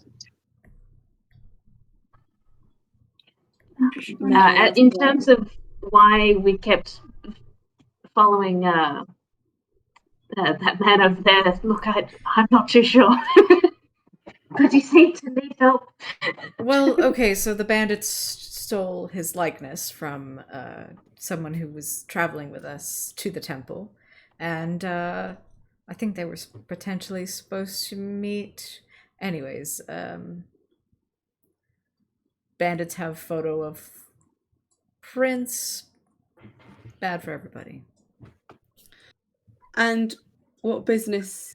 I can see why you would help a struggling prince. But Well- what brings you to the temple for yourselves? Didn't really see much of a prince, just a kid who needed help. But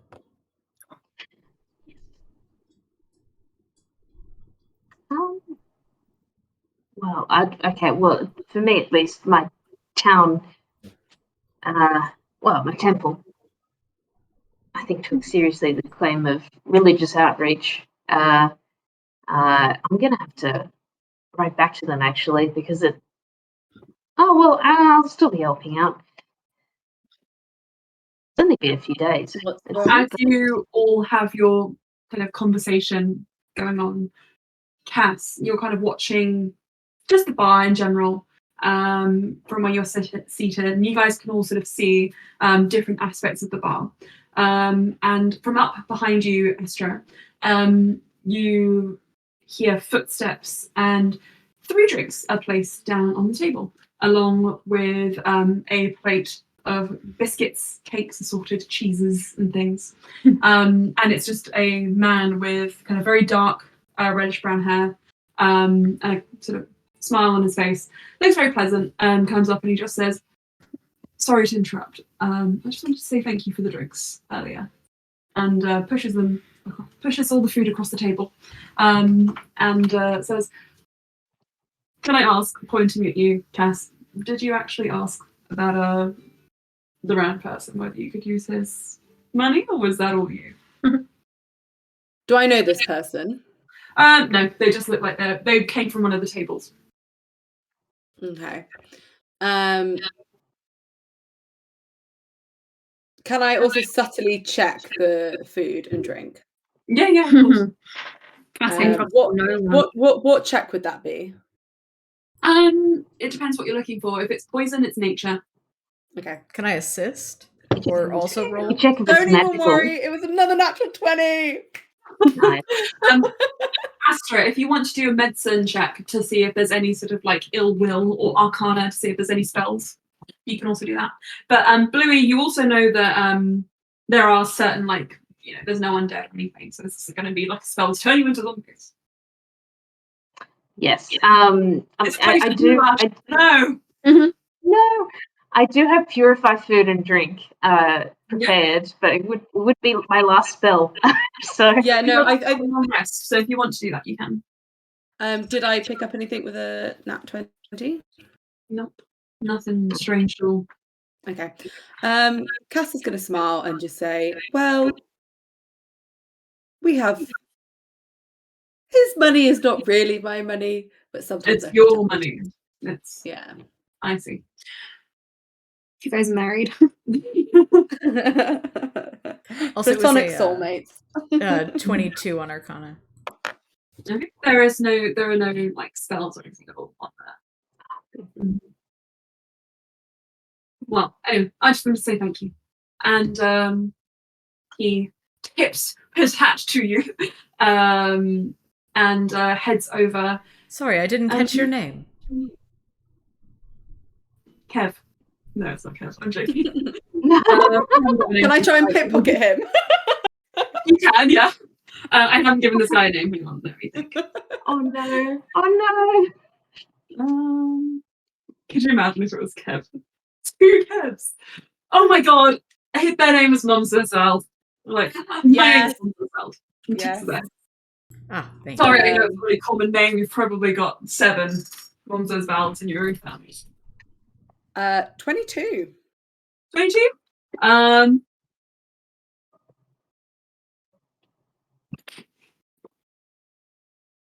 I need to ask a question. Lily, can you meet your... Oh God. What now? Cass is thievery getting her into all sorts of trouble, but it's all canon. She would. Mm. The DC 2.0, where we are here to make some mistakes. Also, Cass is just very much of the opinion that, like, who gives a shit?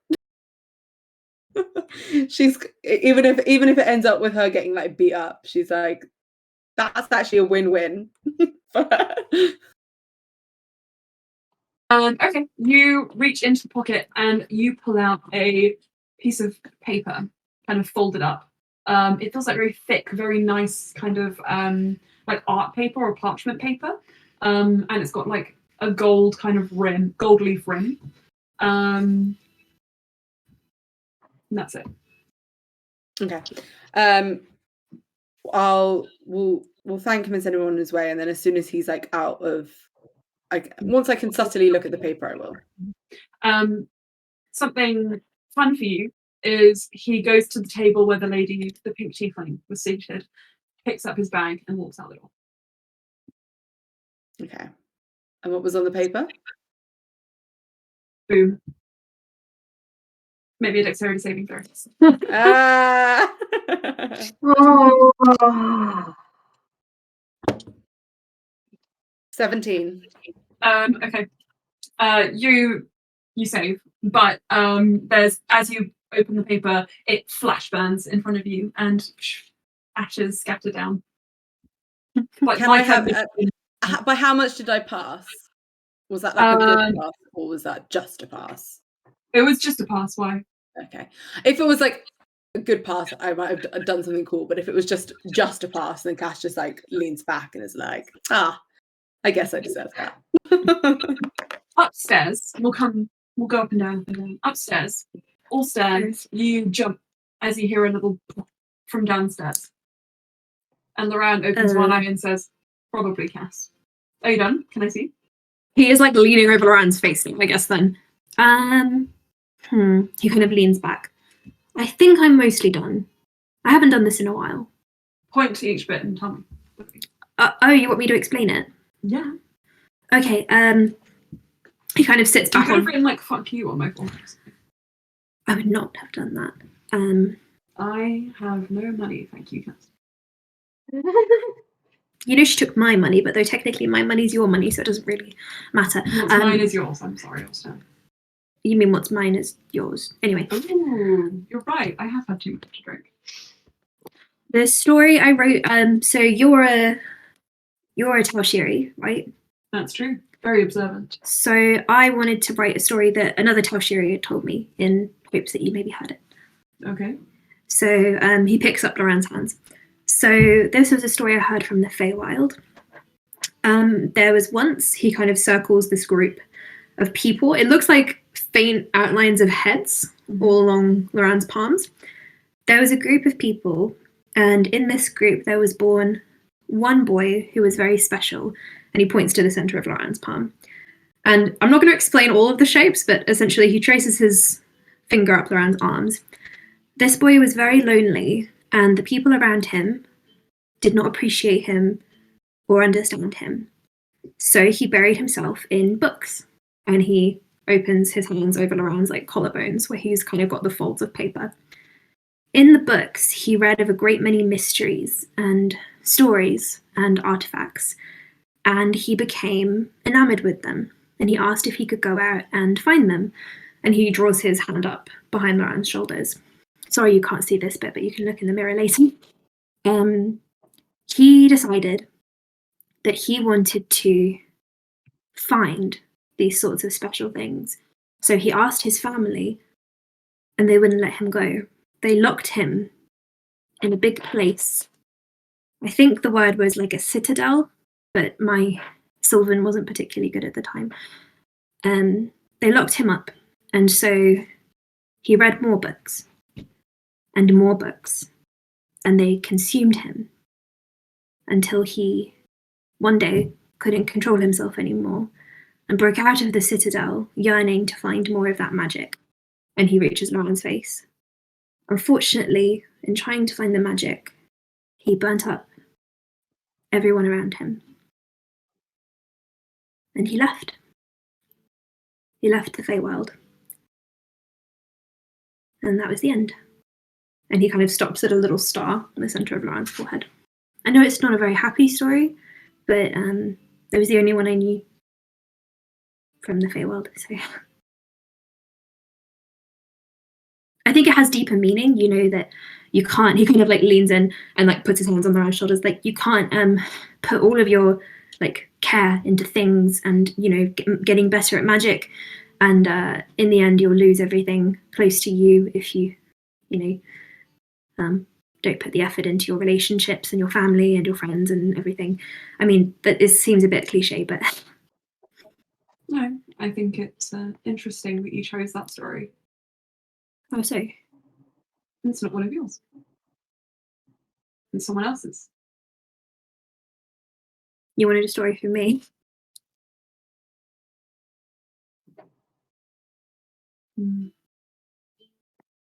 He looks at you and he just says, "Thank you, I guess."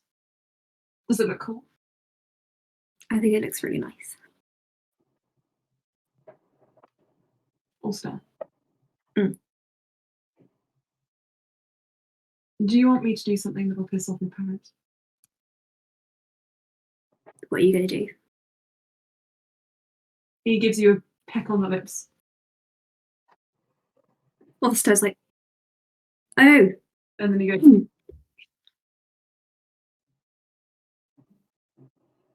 You can do it again if you want to. let's fade to black for now. That was more for the cutes and the vibes. Maybe zoom forwards. Bazoom. To the fire is very low now. About an hour or so later, it's still pitch black, but you're a little bit uncomfortable still. And you kind of like wake up with a bit of a haze as you hear the last tss of the flames, and you smell the smoke kind of on the air, and very comfortable, very warm. You just kind of turn, nestle, and you hear, and you're like, what? He sits up immediately. You sit up, and your pillow was Loran's bare tummy, as you guys fell asleep in a pile on this sofa. This is highly problematic. Irregular.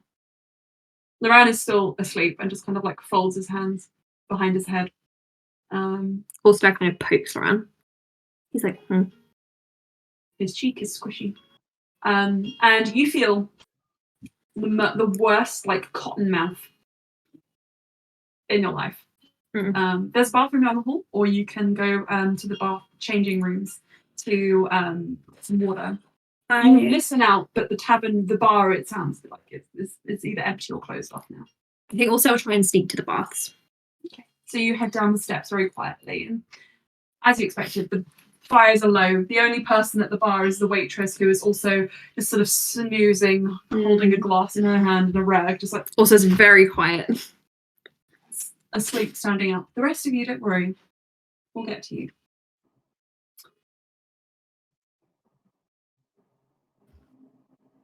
You head to the bathroom, and in here you just kind of find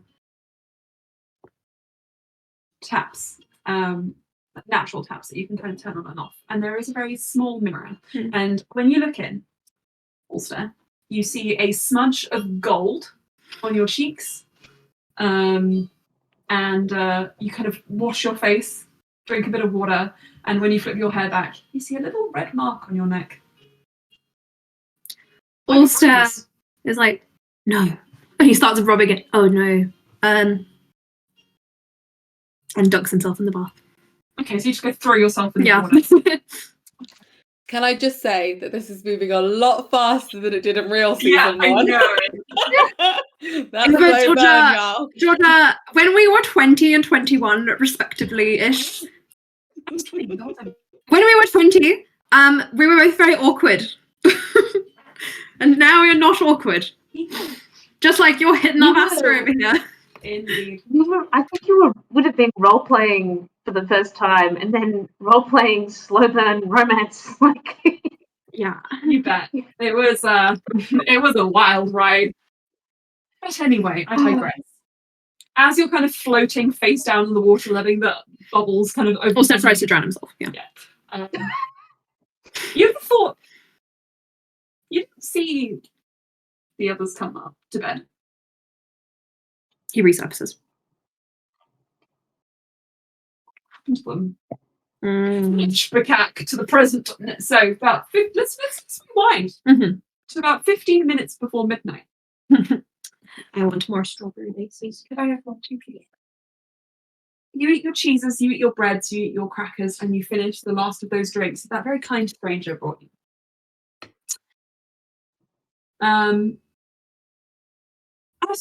Well, let me just ask you guys a question. You guys got done a little summon in the meantime, leaving Bluey. I mean, if it's 15 minutes before midnight, I think we're probably gonna have the meeting first. No. I meant, sorry. This is like as if time has passed, resuming back downstairs. You finished your drinks. I'm asking, in the 2 hours you had before midnight, have you guys gone up and done a little summon, or are you gonna wait? I think Cass would be down. But I don't know if Cass doesn't know that you've got a meeting at 12, so that's up to Astra. You guys have a meeting at 12. Are you going to be able to make the Zoom? I mean, Astra would definitely be like, hey, so Saphira, the gnome from earlier, Saphir, from earlier, wanted to have a meeting with Sparks and I Right midnight. at a midnight, which is interesting. But About what? I don't know. Some sort of trouble they're having. Would you like to join? Oh, what did I miss? They're asking about the meeting with Sophia.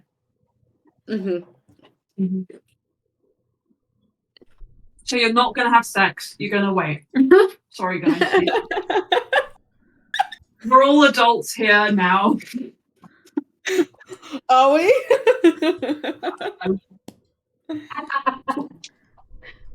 I mean, what's the vibe after that?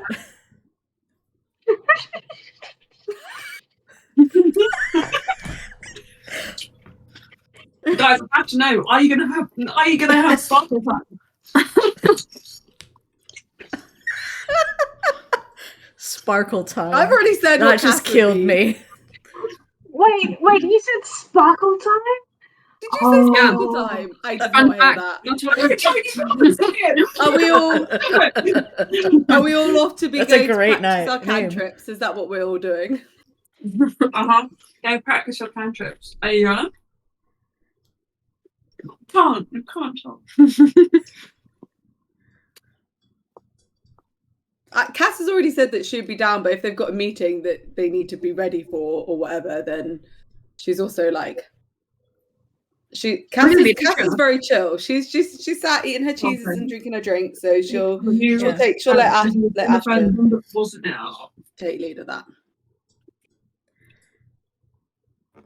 Astra might pull Cass aside. Like, hit up with the usual wrist, like, hey. Just like,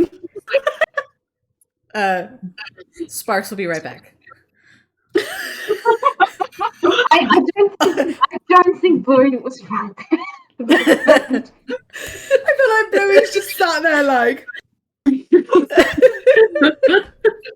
Yeah, might as well go find Ulster and Moran. Bluey's like, this happened really fast. What's going on? What is going on here? What on earth is going on in the House of Commons?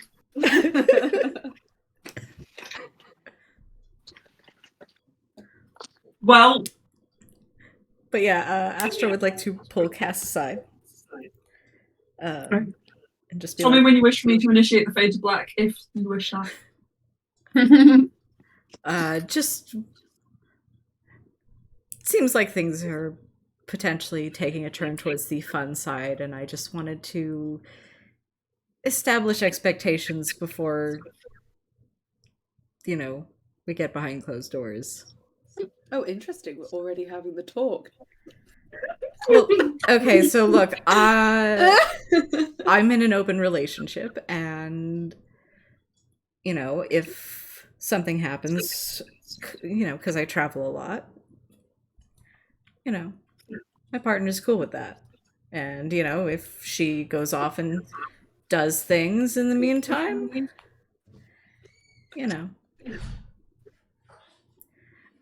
I would class myself as also in an open relationship with the world. So yeah, just wanting to make sure that we're okay with keeping things casual. That is my middle name. Awesome. It's actually not, but for the purpose of this conversation, it is. Well, I guess you can't spell casual without Cass.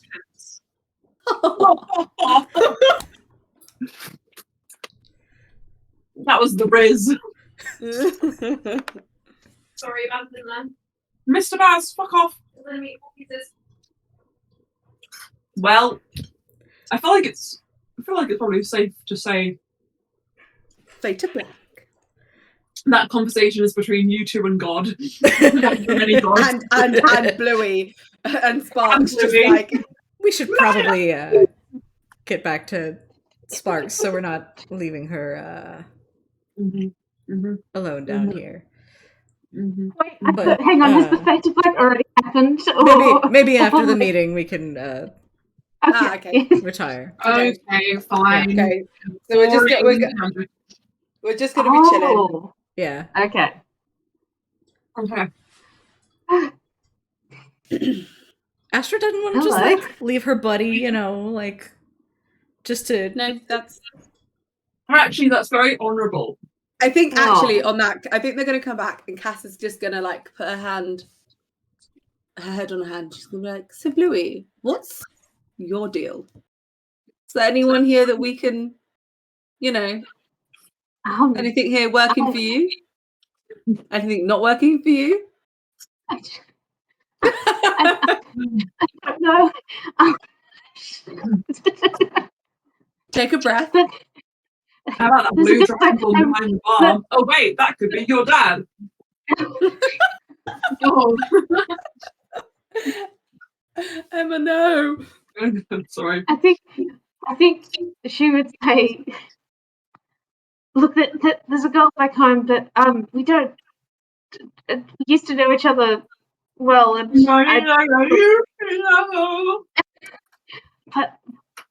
but we've always just been friends. But I can't think about that. Okay, it's all right. I get it. It's. I mean, Well, what's her name? IT. And you two grew up together? Look, until I entered the temple, three of us, another friend, we were pretty inseparable. But well, my dad passed. Sorry. Can I just say for the sake of brevity that you guys can also have this conversation at breakfast time? So that Sure. also can learn that information as well. Yeah. Oh, Okay, but first, Cass is gonna go. So, IT, were things unrequited?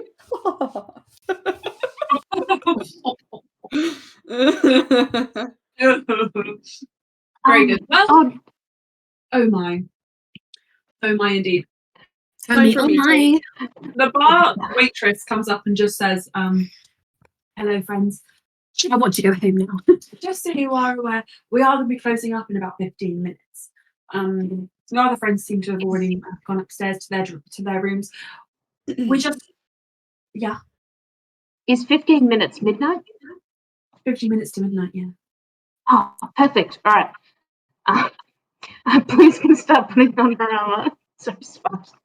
Oh, cool. Okay, right. Bluey's gonna start doing what? Sorry. Put her armor on. Okay. So, as the waitress is sort of ushering people out, you guys are the last. Excuse me. Hey, the last Maltese few, customers at the bar. And she says, the lights are going to go out now, but you guys can still come up and down through your rooms. The baths, if you aren't determined to use them, just be quiet and don't splash. But otherwise, all good. And I'm going to just be back here. And she goes back and starts cleaning up. Could we have a small tea break? Yes, of course. Let me just get to this this breaking point. Oh,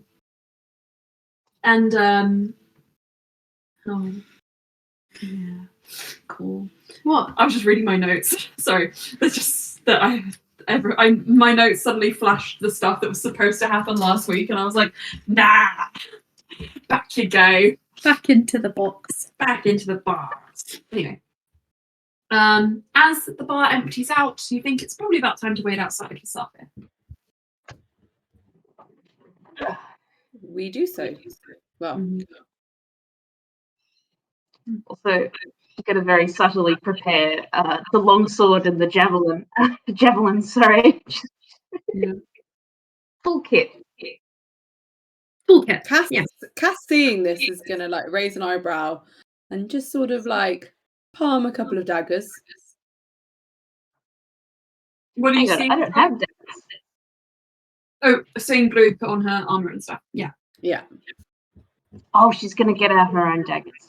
You Just head to out make the sure they're doorway. handy.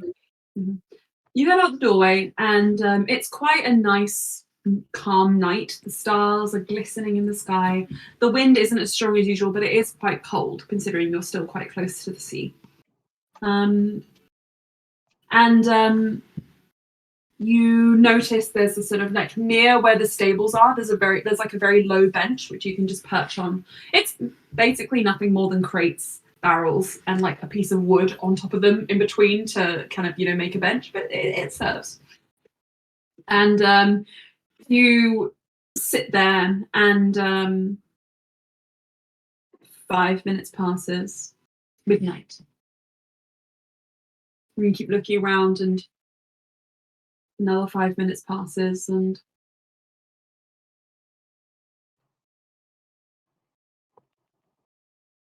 looks like Salve might have forgotten. Or maybe she's dead.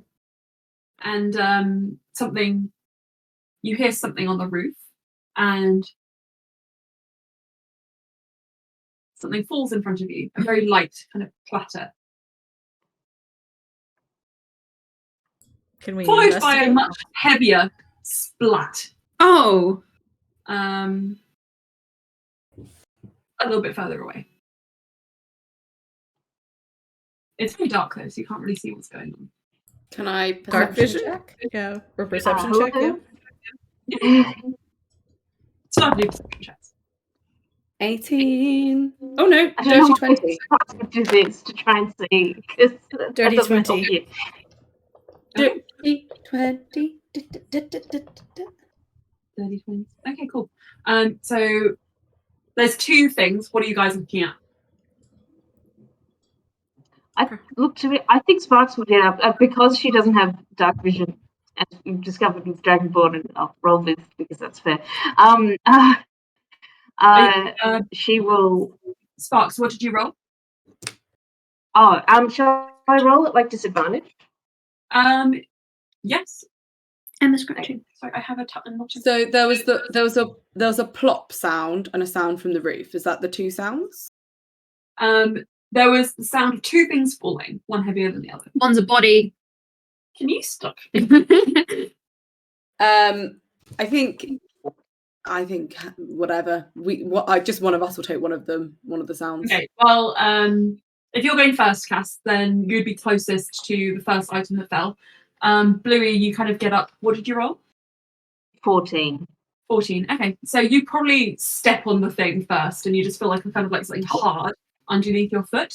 And you lean down and pick it up, and you kind of throw it into the light of the tavern for Cass to see. and it seems to be a long silver knife with blood kind of caked on the end. And Astra, you kind of go to the other thing, and you see a small gnomish body with a red ribbon, kind of like stained darker red with blood, as it appears that Safir Has been murdered. has been murdered. Like dead, like cannot do anything. Like you see life falling out of her eyes. No, you don't know. But she seems dead. Okay. And you get 2 things more before you can do anything else. Just so you're, this is all happening in the space of like a few minutes, a few seconds even. Am I in the box at this point? We'll stare. Oh, right. Also, Ulster. That's me. it is you. You head across the tavern, and you hear sounds from outside. And you look over at the waitress, and she's just fallen asleep over the bar. The glass is just like. Am I done in the box? You are done in the bar. You've washed up. You still have your hickey. She's just slumped over the bar, like. He's kind of braided his hair over the hickey. Lovely. You open the front door, and you see Astra kneeling next to a dead body. In the low light of the tavern, throwing kind of like more light on this scene. You see Bluey holding a bloody knife, and Cass sort of standing between the two of them. And then you, with your super perception, your ears prick up, and you turn around, and now all of you, with the low light of the tavern kind of flooding out, and having see Shirleth Quinn standing in the corner. We've been framed for murder! Like, no one move. I was in the bath. What do you do? Tea break. Tea break! Okay, let's Oh my gosh. In this essay, Every day is autumn. we're actually having pumpkin spice coffee at the moment. Now, because our syrups have all, we had 3 syrups and one of them's pumpkin spice. And that's the only one we have left. Still tastes good. That's right. It's so good. It's autumn. The button is it. We are good. The button is hit. Lovely. Hit the button. Give me just one moment. Who did it, guys? Was it A, Astra, B, Cass, C, Loran, D, Shirleth, E, other person? The hunter? Spice was not on that list. Oh yeah, the pink tiefling that Cass hit on. Maybe she was so angry that she killed our friend. Anyway. Maybe it was Ulster and he was hungry. You turn, all 4 of you, and look, and you see Shirleth, and he says, "Don't move." Oh, perfect timing. Cass is literally going to be like, we just "Thank fuck found you're this here." body. Yeah. Jesus Christ, what is happening? Help. She said she would meet us here. You Like, look okay. confused, and I will need who's speaking. I was in the bath. I Okay, think Cass. so that's I think good. Cass and Astra. I think we all spoke. Yeah. Right. Who? I need you guys to roll an initiative just to see who would have gone first. Okay. Okay. 13. 30, 20. Okay, you're gonna say that like at the very end. 15. 17, and then Lucifer. 3 because I rolled a 1. On the Lovely. lovely die that Lily Lovely got die. me, and the first roll I rolled was a 1. What did you say? You got there first. I think she literally is like, "Thank fuck you're here, Shirley." So like we've just come out to meet this person and they're dead. Help. Well, I think Sure, make me a persuasion check with disadvantage because one of your friends is holding a knife. Oh God. Do you want to know what I rolled? Do you want to know what I rolled? It's a Just a natty nosy. 1 and a 3. Oh, there's natural one. SARFIR. I think that's the worst Cass has ever rolled for a And a persuasion. 3. Okay, right. I'm just gonna say that at that very moment, Astra, I'm really sorry. I'm gonna have to rope you in on this. Wait, actually, no, I don't have to. Never mind. Excuse me. At that very moment, a drip of blood that had fallen into your hair from the roof where she'd fallen from just drips down your face. Wait, I was in the bath. I'm assuming. yeah, also I was in the bath, but also we need to stop and think about this because things are often not what they first seem at first impressions.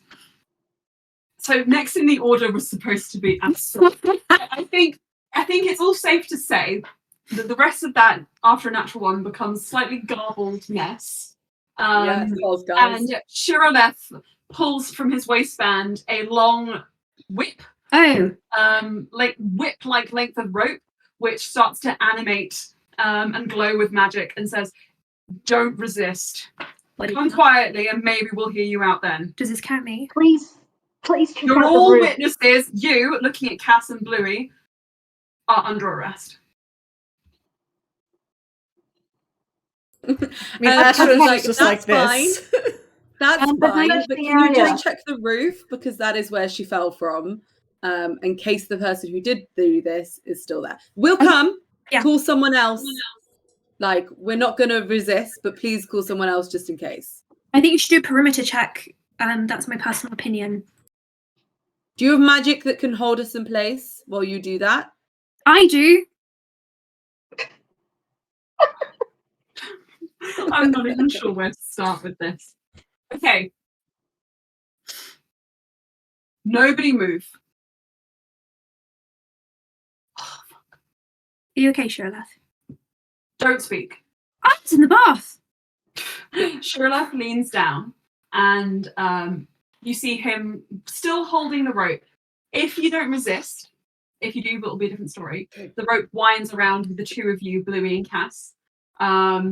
And Shirleth says, Ulster and Astra, the only reason I'm not tying you up as well is because it's not long enough to tie more than 2 people up at a time. Can I So go? please, you're not allowed to move. What? But we have another a person who might be able to talk to you. I'm not interested in them.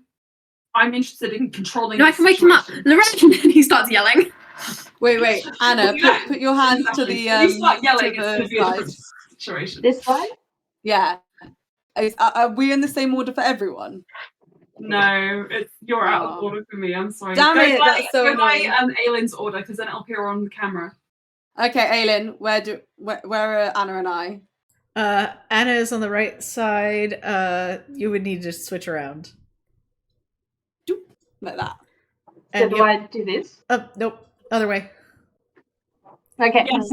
This looks so weird from my end. It looks perfect from my. Anna, put your hands up a bit.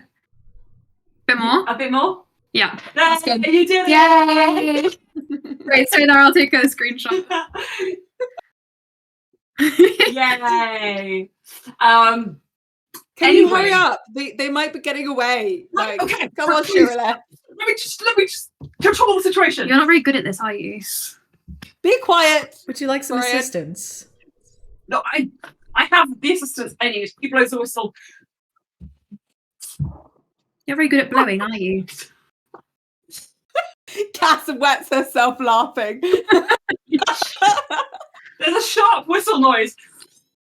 It's like a kazoo. No, he doesn't blow with a whistle. He makes that noise with his throat.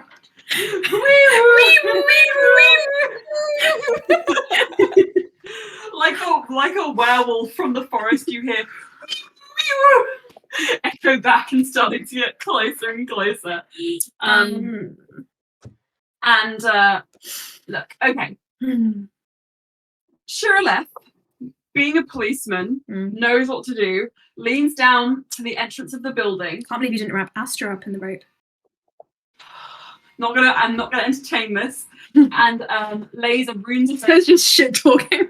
Lays a runestone out, and as he does so, a sort of like barrier, like a sparkling barrier, kind of like folds around the whole of the tavern. What?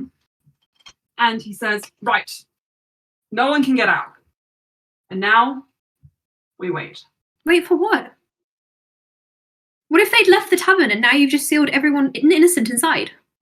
Well, then they're protected. Just get up on the bloody roof. Jesus.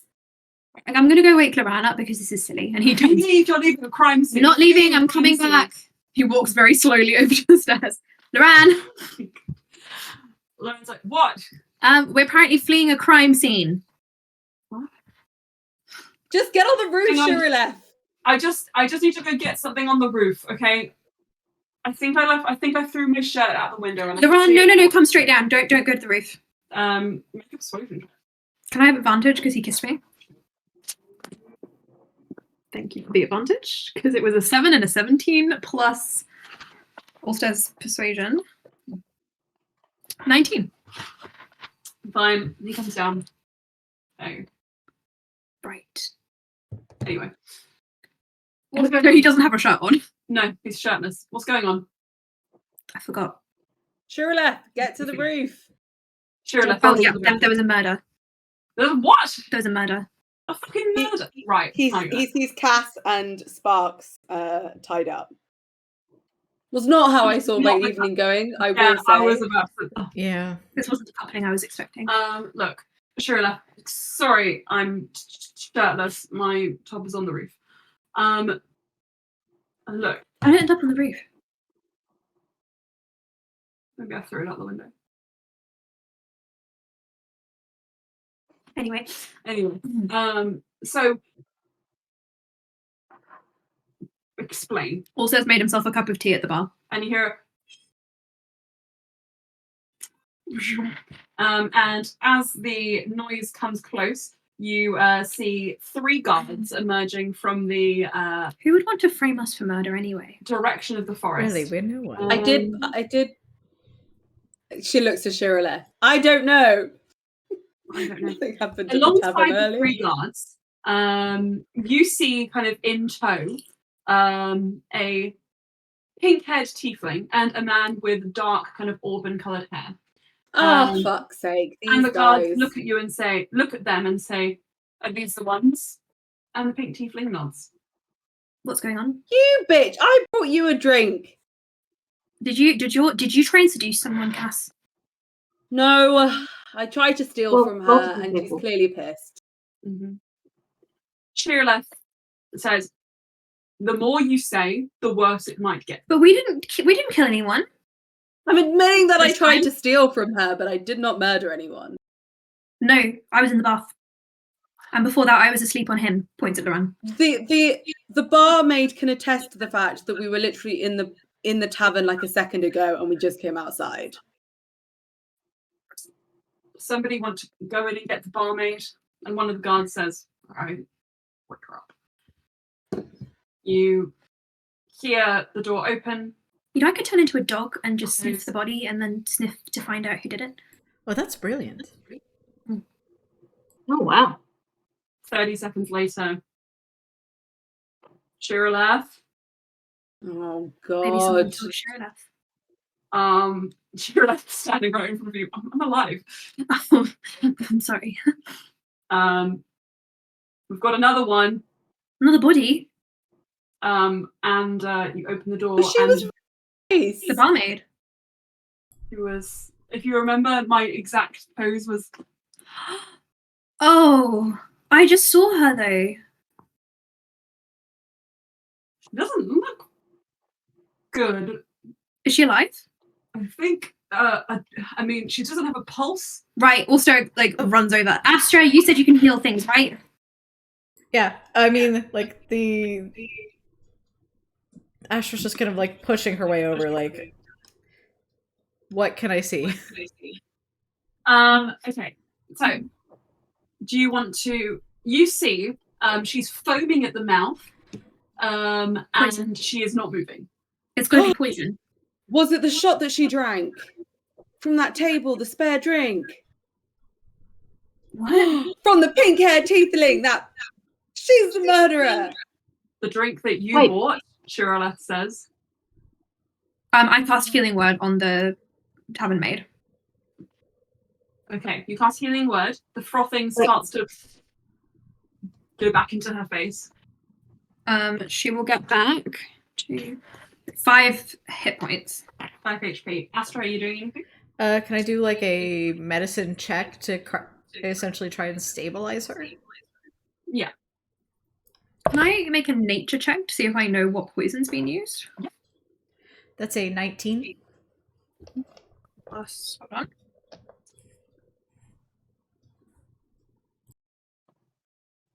Nature check. 18 on the nature. Okay, just give me a second. Can I just do a general charisma thing and to try and like come across well towards What's the going to police? happen is we're going to move to a more structurable situation so that you guys can make your case. Give me a moment though. Laura's just posing against the table. What? Right. Sorry, I just got a text from a friend I was hanging out with yesterday. Oh yeah. He has COVID. Oh, Anna. Oh no. And I'm set to go out to a birthday party today.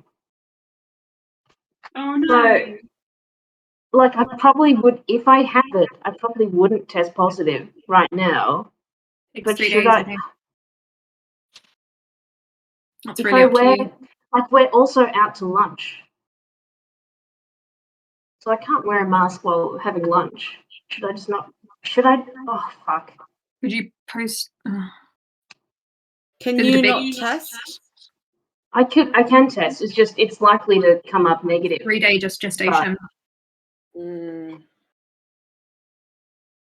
I'll have to So, message my friend. Fuck. I'm All right. sorry. Oh, Who was checking what kind of poison it was? Me, What did you roll? 18. You are not. You're aware of poisons that come from like natural flowers, etc. There are a few things that this could be. You feel like if you had a list of poisons kind of in front of you, so that's probably something they would have at the actual Temple of Bahamut, you'd be able to pinpoint exactly what it is. You have a feeling it could be assassin's blood, but you're not 100% certain. Also looks up at Shirla. I think someone tried to assassinate her. Right. Okay. Everyone's arrested, and Shirleth points the guards before that happens, could Astra has like 19 medicine check have stabilized her? Yes, that did happen. Sorry. Okay, cool. Just wanted to make sure. Can you also call someone from the Temple of Bahamut to? I'm sure they have some sort of truth magic. I feel like that could clear this situation up quite quickly. Also, if I became a dog, I could really just sniff. Also, why? No one is using magic. But why, Cass? What did you do to this lovely lady? I The didn't do pink anything tiefling. to her. Oh, to her. I tried to steal from her. The pink tiefling says, "You tried to steal from me, and then tried to poison me. It's a miracle. My companion and I didn't drink that drink." Why would she try and poison you? I wouldn't. I was only interested in stealing. You had something that looked cool, and I'm a bit of a magpie. But I have no interest in murdering you. But like I said, go get some truth magic up in here. I've got nothing to hide. I've admitted to the attempted theft. I failed, clearly. Shirley, you should really arrest them if you're arresting us, because they're equally as suspicious. could we be arrested? Your existence. No, but Cass says that she didn't try and poison this lady, which means this lady's lying. Everyone's arrested, and Shirleth is going to go, and he is going to put ropies around all of your hands. No, And I'm going to say, we'll take you to the Temple of Bahamut, and that is where we will ascertain the truth. you can't do this. Okay.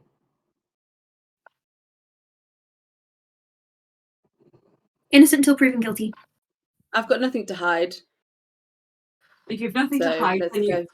it's only a formality. Please just follow me. I don't want to be rude. Cass is already following. She's like, I'll be I'm rude, chill. Sharon says. What does that mean? Cass immediately spots the tension between you two. And can I investigation to see if I can see the hickey? 13. It's been Do I covered see the up, hickey? so it's a little bit tough to see at the moment. I'm sorry. Okay. But Cass has spotted it and she's like being pulled along by Sheriff and she's like, something's between you two. Tell me everything. This is really not the time, place, or I would not tell you anyway. I'm going to do a little bit of a fast forward for you all. I forget that Cass and Brian aren't besties. And Yes. I would like to at talk this to the point. pink tiefling. Okay, you may. As you're being kind of pulled along on either side, the pink tiefling, you don't have to be tied up if you're going willingly. Also refuses to be. Any sign of magic will be, it appear, you think, not super great. Are they tied up? No, Okay. only Cass, Louis at the moment are tied up. I would like to interview them and ascertain their reasons for plotting against us. Okay. I walked up to the pink tiefling. So, why are you doing this? I know Cass very well, and I know that she would not try and kill you. She doesn't say anything. She just keeps looking ahead. He waves. Hello, I'm here. Doesn't say anything. Looks at you. Why are you being rude? Sometimes it's better to be quiet. Right. I look at the pink tiefling's friend. Is she always rude? Yes. Right. I slot around to the other side. Why are you trying to frame us for this? We're not trying to do anything. What is your purpose in framing Cass in particular? That's her name. Can I insight check these people? Sure. I would also like to Yeah, same. maybe. Yeah, same. 15. 15. They see. So when they respond to you just then, I'll have you know that they sound like they're being as honest and as careful as possible. Careful because there are tons of guards everywhere. Okay. Well, would it be that we are perhaps all innocent victims here? What do you mean? As in, someone has set you up against us and us against you? And then there's a greater mastermind behind this whole. Well, hatred is a very easy thing to kindle between two parties. So it's the strongest kind of force to get them going against each other. You make someone distrust someone else, and then you make that person not trust them, and then it all becomes a bit of a kerfuffle. We learned that in class. War class. Anyway. Blue, were you going to say something? But surely you've got to be careful of like complete strangers or something. I'm just thinking of like, what would the temple tell her? But are you saying that you saw Cass poison your drink, or are you saying someone told you that Cass poisoned your drink? Oh, I don't think Cass did anything to harm a person. I was just out for for a little bit of loot. Shiralef knows it's not my first time having pickpocketed someone in this establishment. But why would I have tried to kill you? Exactly. Also circles to the front like a lawyer. Exactly. So is this an assumption that you have made, or is it something that someone else has cultivated in your mind? When you went to the pink tiefling and her friend. The pink tiefling says, all I know is this. You're extraordinarily unfriendly. Anyway, sorry. You're a 9. I thought you said you're a 9. I thought you said you're a nun. I was like... Also does genuinely look a bit upset when she says that. He's like, I'm just trying to help. I don't think anyone wanted to kill you, so...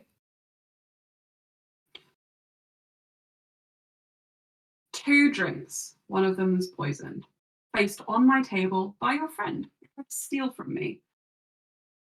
How did you know? How did you know that they were poisoned? Because that lady drank the other one and died. But then Yeah, how but did like tip off when you anyone? went to Shuraleth, was it to tell on me for stealing, or were you saying that I'd already done some murder at that point? Telling you Because for if that's the stealing. case, then how did you know that?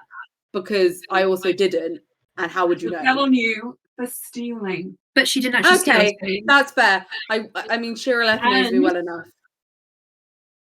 If a thief is associating with somebody on a wanted list, I think the police ought to know.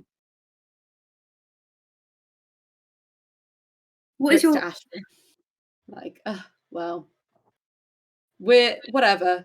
Let's just get this sorted with the truth spells. Also, kind of slinks back to where Astra is. I'm not annoying, am I? Not No. at all, darling. Sorry. You're She You're just kind of lovely. like pats him on the shoulder, like I knowing really that do. he's Cass- not super like Cass touchy. glares at the pink tiefling. How dare you? Be so rude. How dare you? Say nothing. It's fine. Let's keep going. Mhm. Also, Loran, you must be cold. He gives him a coat. Oh, nah. I kind of like self-regulate. Also, everyone can see your anyway. No what? Also, Cass is gonna ask Shirleth, like, did you send someone to look on the roof, or did you just not? Test area. Yeah, that's fine. Shirleth says, "Oh fuck," and starts running back. Shirleth's not very good at his job. No, he's not.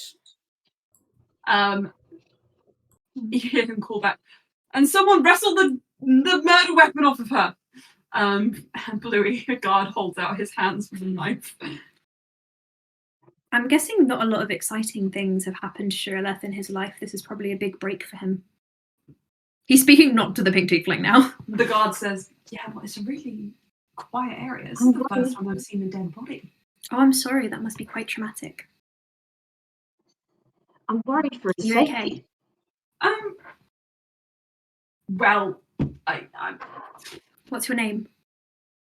my name, hang on, is, excuse me a moment, 1, 2, Mum's misspelled. why is the fantasy name generator not working on my iPad? I had a problem The with it name, crashing the my other day. name is Mintigan. Mintigan. It's very nice to meet you. My friends call me Mint. Mint. Um, Or Minty. Sure Minty. enough, we're just going to keep heading up towards the temple. Mm. And it's quiet. In fact, Ulster continues to counsel Minty all the way up. Yeah. It's very quiet. And Wait, are we going to the Temple of Bahamut? yeah, Also realizes this. Wow, this is really not. He leans into Astra. This is really not where I should be. I should really not be at the Temple of Bahamut. You don't want to run into the youngin who is looking for you, do you? No, because Why not? if they do, then my parents will know where I am, and then I'll have a minder who is not Loran, who I cannot pay to do things that my parents don't want him to do. So I need to go. We're kind of under arrest, so it's really not much of a choice about Not that me. whole thing And right Ulster's now. going to turn into a bird and fly away Wait, how can he turn into a bird already? because he's a moon druid. At level 2? Yeah. You can fly. I believe so. Let me check. I mean, that's super cool. I just, Yeah, I think moon druids, because moon druids jump straight up to level 1. Yeah. Sorry, level 1. it's like a third of your level. you know, this Up guy's to last CR. name is Gonka. I can. Mintigan Gonka. So yeah, Ulster transforms into a bird and he will fly away. Jesus Christ. Okay, right. The guard goes, "He's fleeing the crime scene. I thought he was going to be my friend. Wait!" And starts running off after you, putting his hands up in the air and jumping. So as Ulster will fly through the canopy. So are we? I don't want to be arrested anymore. Ulster will fly through the canopy, and he will. There are going to be other birds in the canopy, aren't there? He will try and mix in with the other birds to confuse the guards. Okay, cool. So you go and you fly up, and you sit in a tree, and you just Fly. into someone's nest. Fly. You see a big owl just be like, and it's strange. Go. But, you feel at peace amongst nature. Hang on a sec, guys. This is not. This is again not what I imagined happening. So Ulster flees the scene. He stays close. Leaving the four of you all behind. The pink tiefling turns around and is like, what? And the man with auburn hair says, he's fleeing! Fuck! Congratulations. And then Loran says, if he's not arrested, I don't want to be arrested, and disappears. It is not safe. God, We need to that's stay so careful. unfair. Can Can I try and sleight of hand out of the rope? Yeah, you can. Throw saving throw, please. Guys, you were all because Ulster doesn't want to go meet Ender. Are you kidding? 18. Truth spell. Ulster's What really did you say, stubborn. Cass? 18. 18, right, okay, you managed to go. Okay, and Cass is you're going touching to do that, and she's going to be like, right, everybody calm down. I would like to come back here because they have really good drinks. So can we please get this sorted?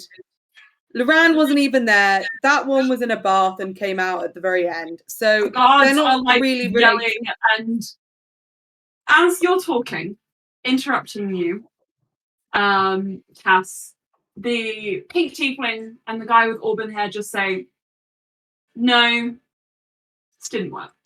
And you feel a surge of like heat from behind you, and the guard that's closest to you, who is like snatching at the air, you just see and a hole appears in his chest about the size of a watermelon, and he just falls down and Oh my god. And seeing that, I will come back like at a distance because I'm suddenly scared for their lives. Is there any other guards there? yeah, there's two more who are now screaming and staring at their friend, and then they're quiet because Oh my god. and then the second one falls, and then the last one is like, Minty, no! Can I save Minty? Minty is like, ah! Can I save Minty, please? He starts running away from you. Alright, I will run in front to stop the trajectory. Can cast Mage Hand, Magic Missile, the pink tiefling? What is happening? Okay, we're going to need a initiative roll, please. I can't stick around too much longer. Yeah, Maybe I'm also 15. can't. That's fine, don't worry. Okay. That's fine. Oh, God. Right, well then, So- if you guys trust me with this, who wants to do something to help the situation? Okay, I would like everybody to roll initiative. It's not going to be like a regular initiative. It's going to be like I'm going to ask you what you do. And this is the order in which we're allowed to do it. So 25 to 20. 20. 20. 20? Okay, you guys are going at the same time. Okay. Also, what did you roll? 7. And then Slia? So excuse me. Astra. 6. 6. Okay, Nice! wonderful. High five! So, Bluey, what are you doing? What I know from have those guards, has the two guards essentially been donutted? Yeah. Like that's death, right? There's Yeah, they're like super dead. Minty is still alive. Was this the pink tiefling? No. It's the auburn hair guy. No, not people!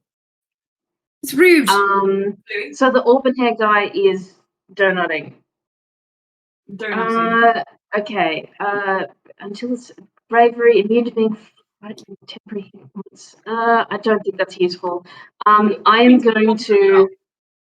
Wait, I thought the auburn haired one was Mom's fault. Excuse me, I don't remember. Pink Tiefling doesn't have a name. Have a name. Okay. Like, Then just so that we can I start doing other things. think because Sparks hasn't gone out of the ropes, I think she will do an unarmed strike against Auburn Hair. Okay. Yeah. Roll. Like move and then oh god. Okay. 13 to hit. 13. Unfortunately, 13 doesn't hit. You kind of like and sort of trip and stumble over the rope. Is there anything else you want to do? That's my action. I don't think I can. Okay. That's all right. Cass, what are you doing simultaneous to this? Okay, simultaneous. She's shouting. She's gonna shout, "Shirley, get back here now!" And she's gonna magic missile. Yeah, they're trying to kill people, and she's gonna magic missile the Auburn head. Dude. Yeah. Do you want to? That automatically hit her. It does. It does automatically hit. Yeah. I'm trying to decide who to go for. How tall are these people? The pink-haired tiefling is about 6 foot, and then the auburn-haired one is about the same height. Okay. Maybe a little bit shorter, the auburn-haired, but quite like strong body. Human size, like medium. The damage for that. Oh no, sorry. I didn't read that one. 4 plus 3 plus 2 plus 14 damage. 14? Yeah. No. Not at all. I just asked Emma, was this planned? No. Not this part. Definitely not this part. Okay, This is so all because I tried to pickpocket her. yeah. Glad I hate My us. bad. My bad, dude. If you hadn't rolled that drink, everything would have been different. So anyway, of course this wasn't planned. It was a D100 roll. So yes, where am I? What was the damage, please? Wait, did I roll for that drink as well? I thought I just said the strongest one. No, you rolled a D100. You got a 95, and you got. All right, quick game's a good one. What's happening? Cass, what did you roll for your damage? 14. 14. Okay, cool. Understood. You scuff him with your magic missile, and it does a tiny bit of damage. You burn his quiff. You burn his quiff, you singe his hair, give him a cool haircut. Okay. Next up in the order. Well, actually, no. You guys, it would be a bit rude to say that 14 does a tiny bit of damage. I was going to say, I was like, Jesus, how high is he? It's like, oh, the fuck? You just killed these people. Can we all just, what is going on? Oh, shut up. Sorry. Shut up. God damn it, it's so straightforward. Right. Next. Nothing straightforward with us. Mm-hmm. It's like, Who's next? they are. I'm just trying to think about what the fuck is going on. Which one? They act as a pair. Okay. Right. So I'm scared. I don't at want to this get donut. stage, I'm not a donut.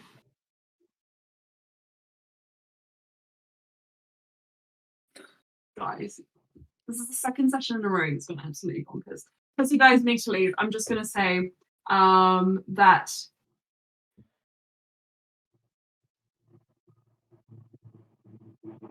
the pink-haired tiefling pulls from the pink-haired tiefling goes up to you, Bluey, and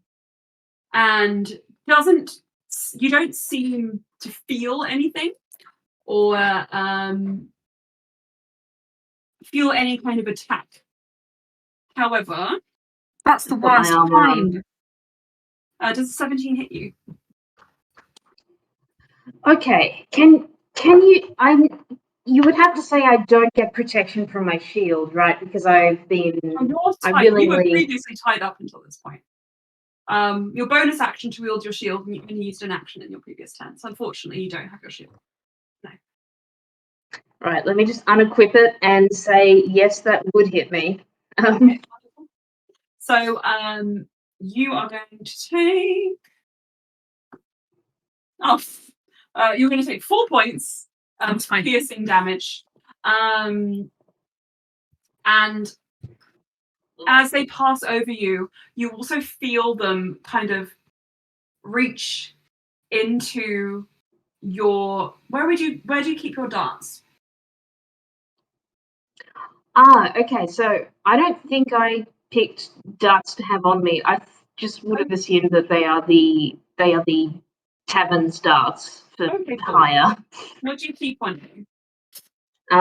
There'd be the spellcasting amulet. There would be some vestments, bedroll, mess kit, dust of sneezing and choking. Anything? Okay. Do you have an obvious dagger, short sword, anything like that? I have longsword or javelin as well. Those sort of weapons. Okay, let's go with that. You They wrestle your javelin off you. as you in one swift motion, they kind of like Four yank more. your javelin from your side and bolt into the tree line. You get an attack opportunity. Okay.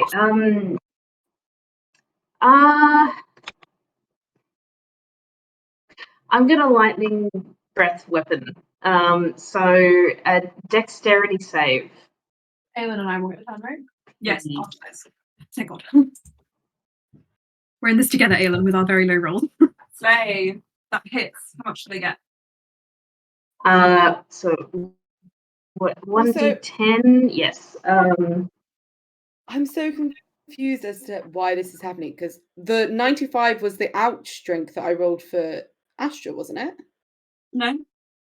95 is the sweet roll. Flavors of cinnamon and sugar blend with the strongest scent of rum. The drinker gains an additional 1d4 to any pickpocket attempts for the next hour. Oh, I see. Oh, is the ouch. right. I see what you're saying lemon. because I rolled that one and I started pickpocketing and I pickpocketed Basically, them. you got 2 boring drinks and then you re-rolled and got these 2 drinks. No, I thought you meant that the drink that I bought them, the shot that was poisoned, is what caused it, and I was like, I didn't roll for that drink. No. I'm with you. Yeah, makes all sense now. I get it. Yeah. 7 points of damage. You hear a hiss from in the tree line as you see a bolt of blue kind of burn away some of their clothing. Oh my goodness. And they seem uncomfortable with that interaction. I'm going to say, for it to be fair, the last auburn-haired guy will go at the very end. Mums as well. So that you guys can do something if you want to. So Ulster, what do you want to do? Well, the pink tiefling was his original target, but she's just run off. So I think he's going to. How far away is the Mumsesfeld person? Standing by a tree. How far away? About 15 feet. Right.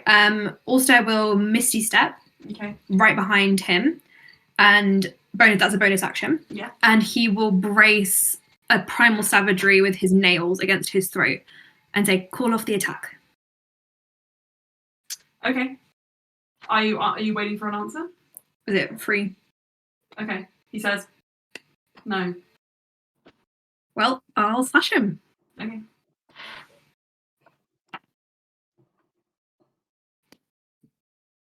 That's 10 points of damage, I think. Okay. 10 points of acid damage. Acid damage. You scrape down and he kind of goes, ow.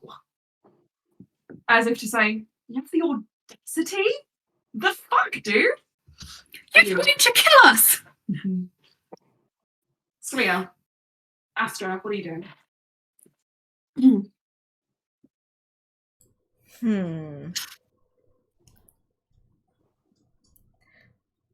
Do I see like Shirleth anywhere? Yes, he is about 50 feet away, running back from the tavern. Like, Stop this ruckus! literally, like, stop this ruckus.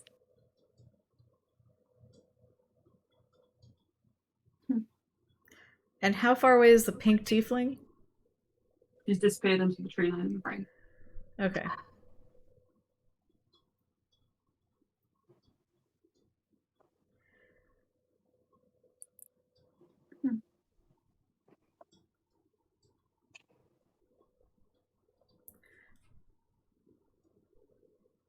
Come on. What you gonna do? What you gonna do? If you want to defer your turn until later as well, you can. Like, if you want to say, I'll do this if this happens, you can. You can help me arrest this dude. Yeah, like I was gonna say, like Right. if it seems like Ulster is trying to like arrest this Mumsversfeld. He does look. He's quite small behind him, but he's got his arms like up. Yeah, so Around him. Can I like attempt to like assist in? A grapple would probably be something you would use here. The two skinniest people just sit on top of this guy, like, Yeah. we did it. So say, can we do like can I use like hold a help action? Yeah, of course. Okay. So you're gonna withhold help. Next. Next up in the order.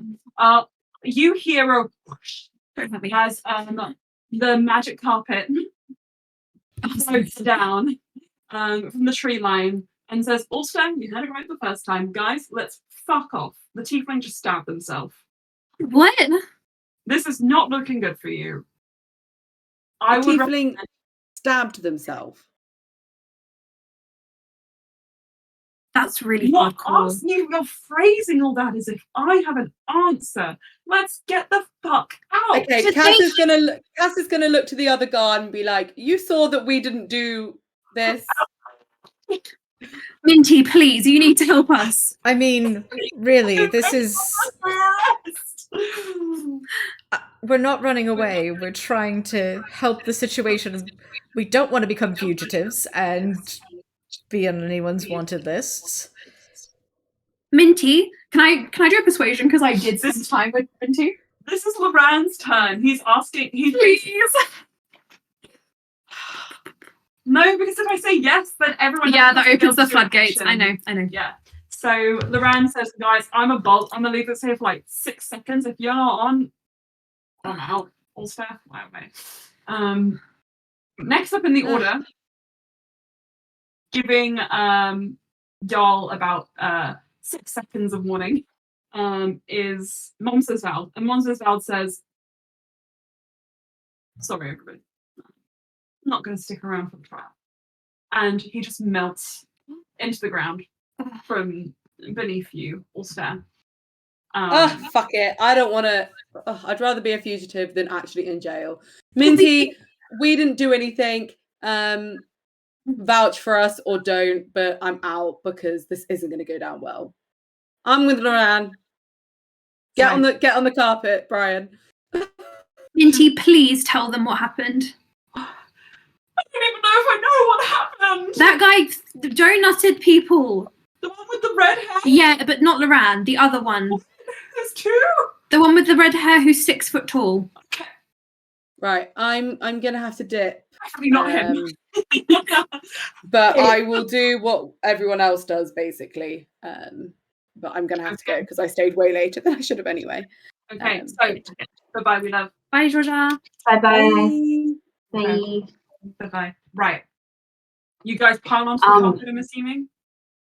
Yes, I would like to get out of the ropes, cry a little bit, and smear it on Minty, and cast heroism so it can be brave. And it gets 2 extra temporary hit points for a minute. She's not screaming. Can I please roll a persuasion? Yes, you can. With advantage because I spoke to him? And because he was just heroized. Yes. Thank you for the thing, because it was a 19 and a 1. So that is 21 for persuasion. I'm sorry if this was really chaotic, guys. It was hilarious. I hope you know that. I'm sure you all know that. We almost had a citizen's arrest. Indeed. And then he melted. Celia, I'm sorry if you didn't get to do much. Sometimes it be like that. It'd be like something. Well, The better a I fugitive know. than in jail, and Yep. I mean, where's the pink tiefling? Minty is like, what's it? It was that guy. It was definitely that guy. Yeah. And he points at the empty area. And there's a pink tiefling at large. You must be careful. Loran, when did you last see the pink tiefling? No, he's dead over there. Dead. She's dead over there. She's dead. yeah, I think so. he said she stabbed herself. This makes absolutely no sense. Also gets on the Right. carpet. Rank. Yeah, she smelled like real dead. Also looks at Astra and the others. Mostly at Astra, knowing that Astra's medicine inclined. That doesn't sound good. Let's go. That doesn't make any sense. It's Sparks did say that it was sanctified, right? Yep. That it was hallowed ground. It's hard ground. Mm. If they were dead already, they shouldn't have been able to. We need to go. Mm-hmm. So, who gets on the carpet? Sparky. Kirillov says, wait, Shiralev, talk to Minty. Tell you everything. who's been... Oh, fuck. And He just that's witnessed two the of his friends last thing you hear die. Kirillov say. Yeah, and a rough sleep tonight. I'm sorry, friends.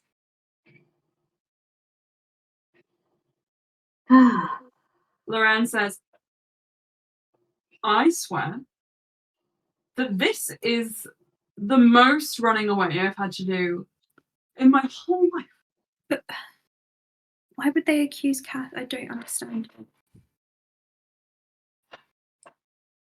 It's obvious. We're right next to Bandit Country.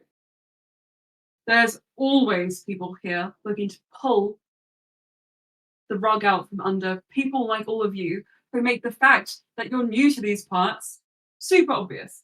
I'm just saying. Cass went around, what, fucking stealing? I blame her. Sorry. Loki. So it's Cass. And Cass is like, you bitch. Fair enough. But hey, we're all alive. We're more careful next time. When in doubt, stay out of the mess. First sign of danger, out the door. If you think they're bandits, that kind of magic, that's very powerful.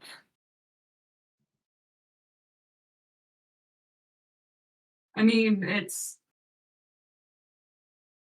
the Temple of Bahamut's right there.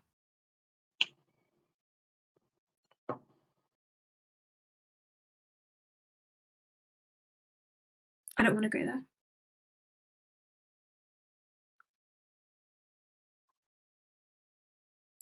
Maybe we can disguise you, so we can still No, I don't. get some I don't answers. wanna do that.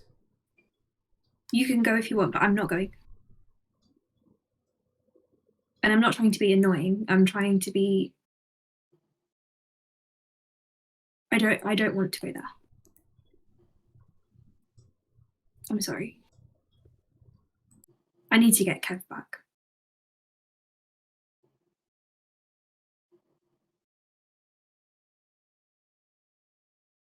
It's like 2:00 in the morning. Can we sleep on this thing? You're gonna have to. What if we fall? You won't fall. I'll make you fly.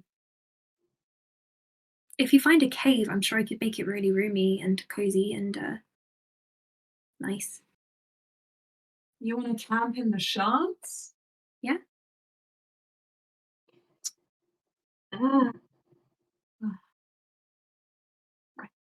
was warned by Safia that the shards are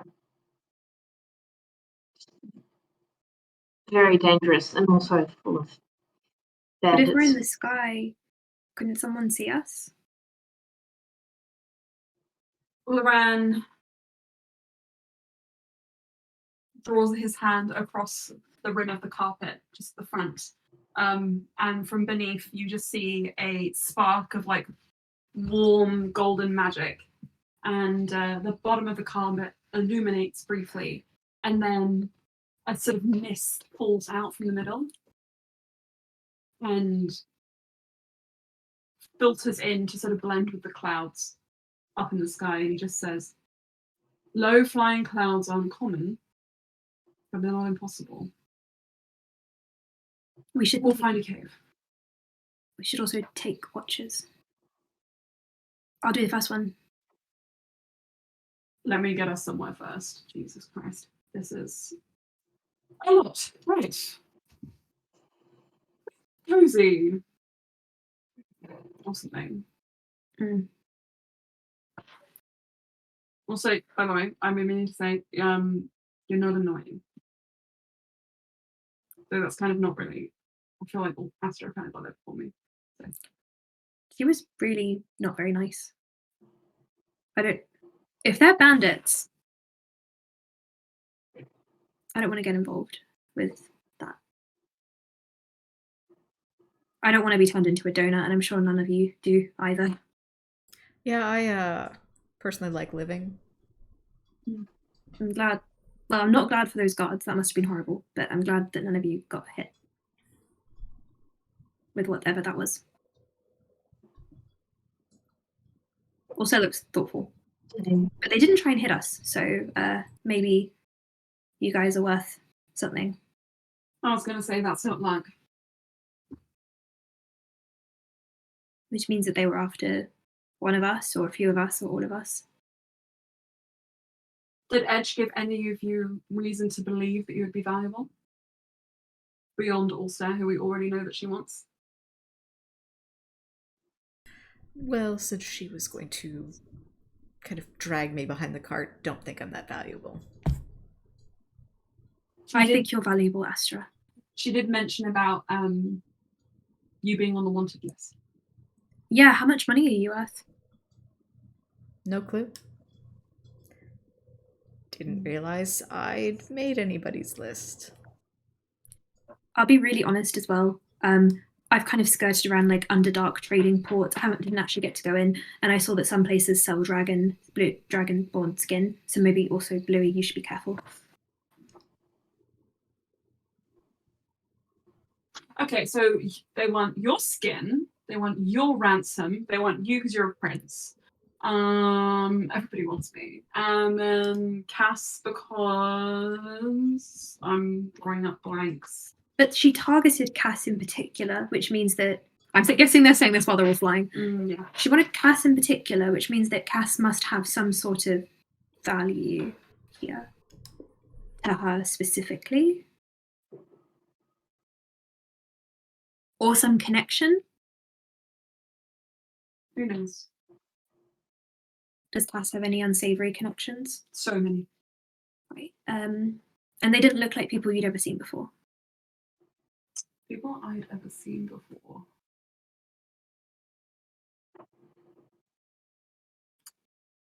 Nothing about them was all remarkable. At which point Cass says, I did notice that they were carrying some strange things on them. And then she describes the potion bottle that she saw. And Loran just kind of nods. Yeah. And says, right. The And looks potion. to the front. Can I insight check him? Yeah. Also, something Ulster might have caught when he mentioned like the Underdark, Astra would have had just a very minute reaction. And 13. 13. Keeping his eyes ahead. But He seems thoughtful. Also, we'll get The potion. his journal, and he will start noting all of this down. And he will also start sketching the pink tiefling and Monsosfeld. Loran lowers you all to a cave. Asks you all to know all this do. Yeah, he puts his journal away. Sorry, I was doing things. It's Yeah. going to be bloody cold, but I can. No, I can. Hold on, and he'll run up to the cave and put his hands down. This might take like 10 or 15 minutes, but and he starts conjuring undergrowth. Cute. Make a little bed of moss. Yeah. I know it doesn't smell good, guys. I know I've been told it doesn't smell good, but it will keep you warm. It smells nice. It's earthy. Can you make like lavender? Lavender. I've seen it in books. Astra will use prestidigitation to summon the scent of lavender. Ooh, lovely. Also makes a sprig of lavender. It's white, but it's lavender. Oh. Okay. No the meaning of white lavender. No. Loran smiles. Behind his ear. I should know the meaning, though. I just haven't been studying my books very closely. It's not one I often make because lavender isn't really present in the Messiah. I'm going to stop now. He can't walk straight into the cave. Good woman. Anywho, you all settle in on the cave, and Loran looks at you as you're noting down things in the journal, and he just says, you know, when things like this happen, the best defense is not getting further involved. And he's kind of addressing all of you. If they want you, for whatever reason, staying away, knowing who your enemy is much safer than going and fighting the enemy. But if they're killing people, then they could just be the tip of the iceberg. We don't know how many people they represent. That's why I was trying to grab one of them. It didn't really work. If they can melt. You're right, though. We do need to know more. And we certainly need to know more before we go rescue Kev.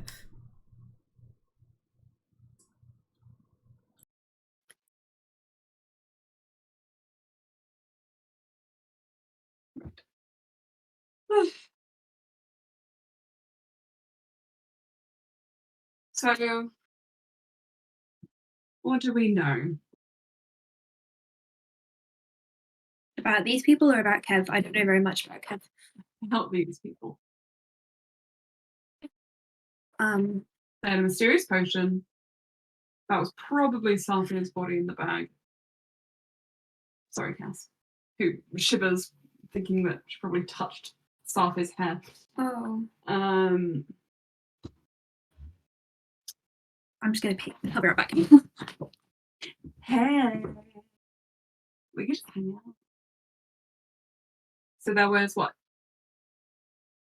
Salvia's body in the bag, probably. Is Anna logged off now? Anna's still here, but taking a COVID test. That would hello me. All of that sort of suggests that they set you all up from the get-go. And it wasn't the stealing that was the slight. Word has probably gotten out, considering we stayed there for quite a while, that you all escaped from Edge. We didn't get very far. Went to the closest town, went to the biggest tavern. So not very smart on my end. Sorry. What do you know about Edge? Nothing. The green people. Though the Northwind Stronghold, I am slightly better versed. It's just something a name I've heard in less savoury taverns. What name? The Northwind Stronghold. But I always thought it was a bottling plant. It's an old distillery that they transformed into your prison. So they'll have like alcohol there. An old distillery. It's no longer in use. Now they use it, well, I assume for holding people. Well, if it's a distillery, it should have vats, right? And like a system Probably. underneath. And You wanna tell probably ventilation. Yeah, Ways in and ways out. Mm-hmm. yeah, that's what I was trying to say. I heard you loud and clear. Also, it's nestled under a little moss blanket. We should be careful. There's been Do you think the temple might have blueprints? If it was a former distillery. we probably have old ones. Maybe we archive? split the group, and those of us not willing to go into the temple will wait outside, thought watch that our we- backs, Just- and Splitting the group is bad. I mean, we could simply ask to borrow the archives, not... I have a letter that And it's actually... known fugitives. Yeah. Yeah. Do we have any divination tools? I do. On my ship. Could you summon any here? Or How long are you willing to wait? how long will it take? A day? I'm Okay. flying. I mean, we would can't need a certain amount of time to plan anyways. We could go in at night. Or I could contact my father and ask if he can send anything. The Messiah has a very strong connection to certain knowledge God.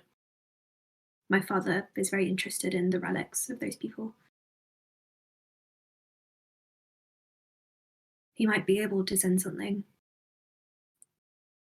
Loran looks at you curiously, but doesn't say anything. We're near enough to the Temple of Bahamut that he wouldn't think we're off course. It wouldn't raise any suspicion. Could try it. That's your call. I need a way to message him, I can message. right? Also kind of goes through his journal and he pulls up a likeness of Romy. This good enough to get a connection? It should be. Are you sure you don't want me to message your mother? I have a better connection with her. No, my mother is much more likely to send people to collect me if she thinks something is wrong. Right. Okay. What do you want me to say? I'll repeat verbatim. Tell him that I'm interested in studying more about the gods, given that I'm approaching the temple, and I would really be interested in doing a spot of divination if he had anything that could assist me with that at an elementary level. He repeats something to that effect. But he leaves out elementary. How should I sound? Sincerely, Ulster, through Loran.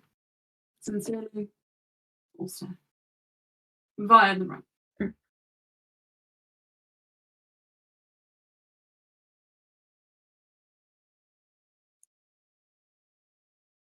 Okay.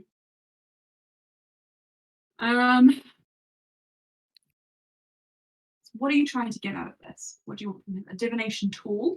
So this is Ulster. Originally, this is a bit of a throwback to the other campaign. I remember. He did get the ability to scry Yes. with a item. So I'm wondering if he could get something to a similar effect, knowing that his parents have things like that. Okay, cool. Cool. All right, I'm going to do this. Loran says, I don't know if this is going to work, but he gets down to himself, sees your coat, and is like, right, I don't have anything on me. Set my trousers. What do you want? What do you need? A mirror.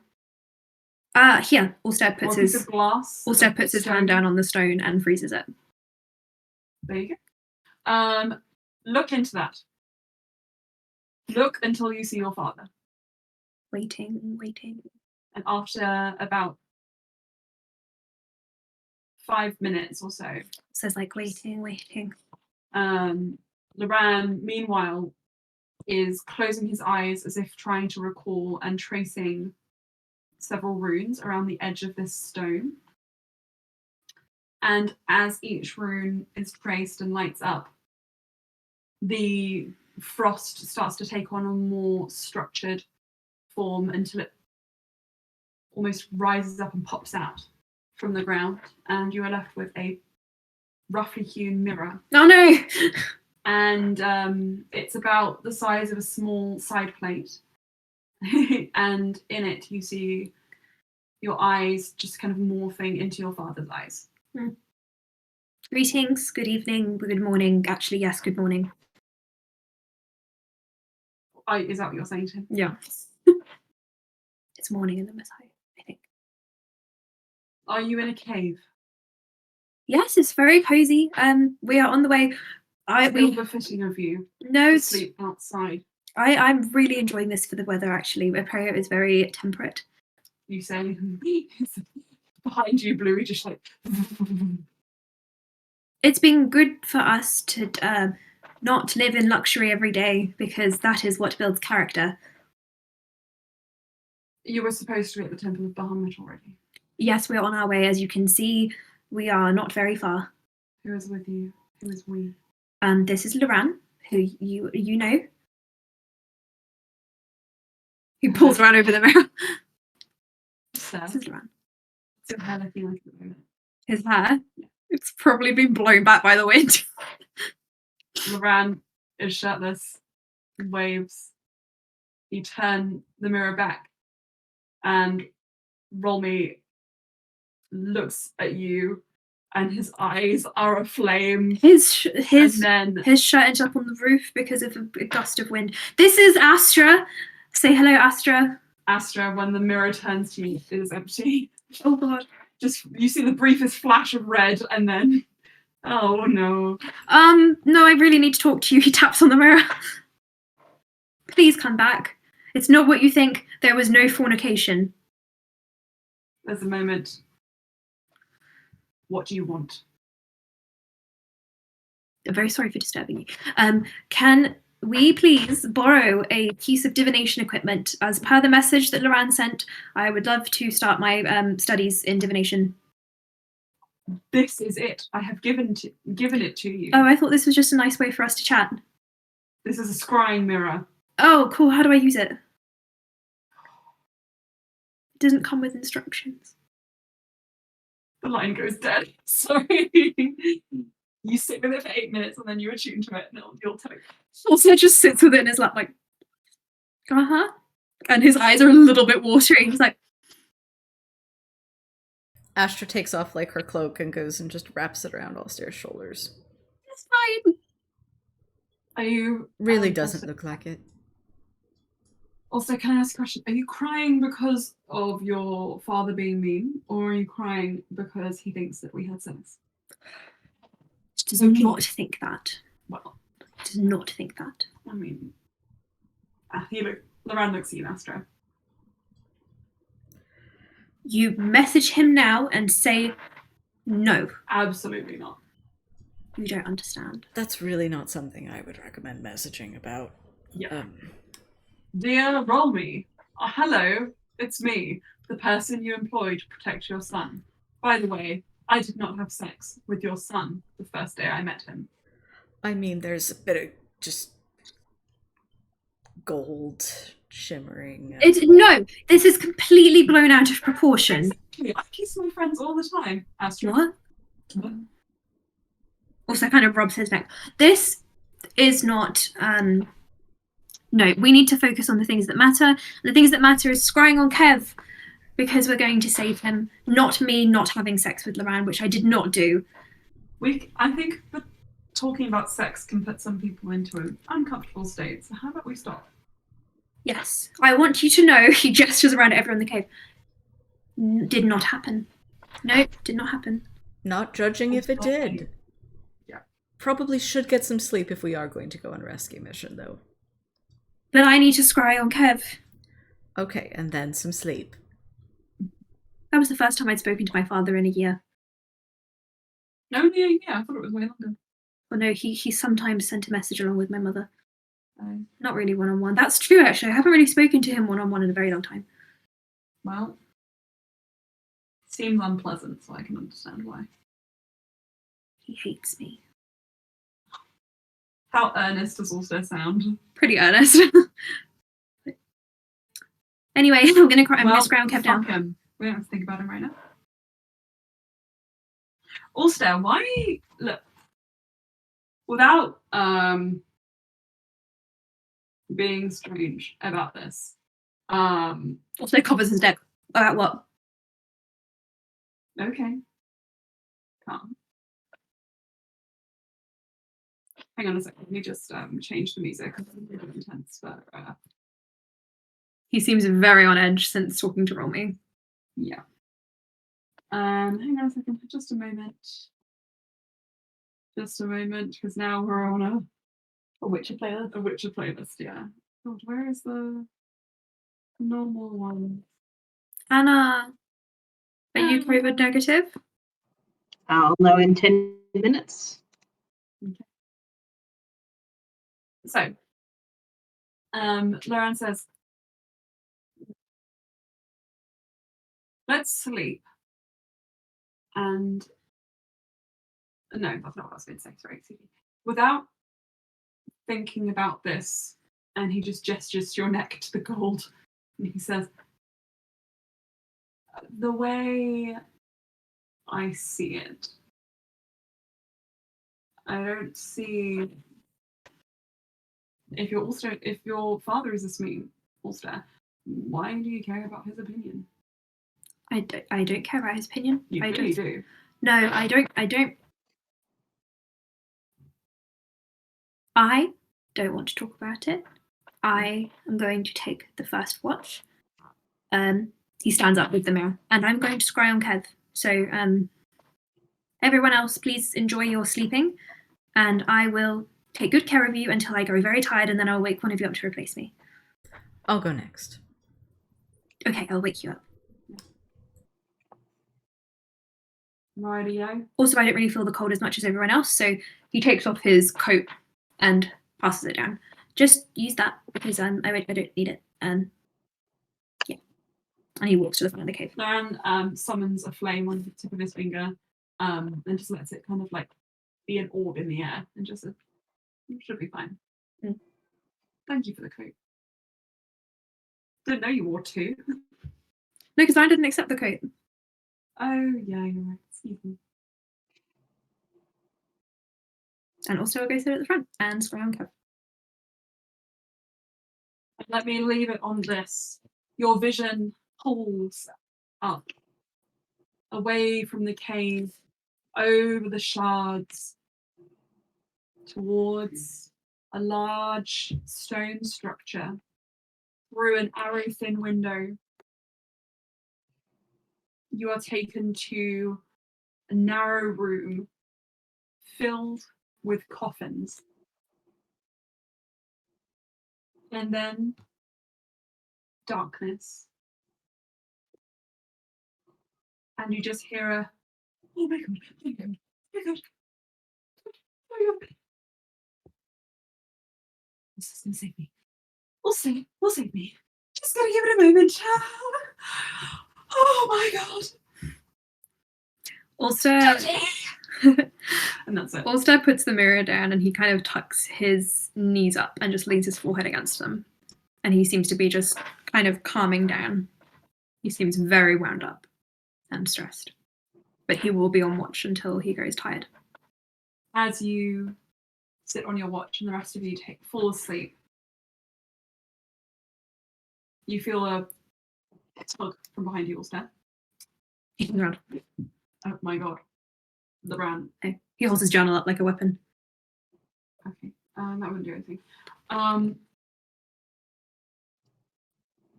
Do you want me to message Kev? Fine. Would that be really annoying for you, an imposition? You know, you can ask for things that make your life easier sometimes. Yeah, maybe just tell him that we're on our way and we're going to save him and it's going to be fine. Just to sit tight. Sit away from the edge a bit. You'll be warmer back here. Oh, but I quite like looking down. It gives me a sense of peace. Like I'm very high up. I like to fly too. It makes me feel like I'm above everything else. My tower had a balcony and you could see right across the ice. The I know. tower Yeah. had a balcony. Do most towers not have balconies here? My room had a view. In a ship? Loran turns over and snuggles down into the moss. Thanks for the bed. I'll message Kev. Also starts sketching a ship and adds a balcony on the backlight. It's possible. It's possible. And I'm going to say that for now we'll wrap it up. Poor Kev! Those poor guards! Donuts. I'm sorry that this was so chaotic. It's definitely not what I planned. I hope you enjoyed it. These kind of sessions are always so funny. Yeah, I'm loving it. It's amazing. I really need to pee, so I'm going to go. I love you guys, and Anna, I really hope you're negative. Yeah, please let us know. Anna, before we leave, is the 4th or the 5th a good day for you to play D&D in the morning? Where's my calendar? UK morning. How I move days? No, I'm still baking. So 4th in the morning.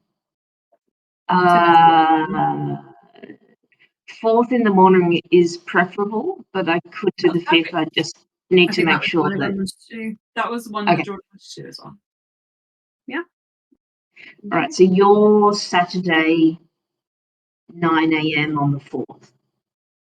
Yeah. Yeah. I love you guys. I love playing with you. Yeah. Really good. The next one will be better. No, it was great. Lol. No, this is great. This It was really great. fun. I love I had this. a lot of fun. It was a murder mystery. Thank you. I hope the It's mystery is lots of murder. intriguing. Oh. I love you guys. Right, I need to go wee wee. All right. Bye. Enjoy.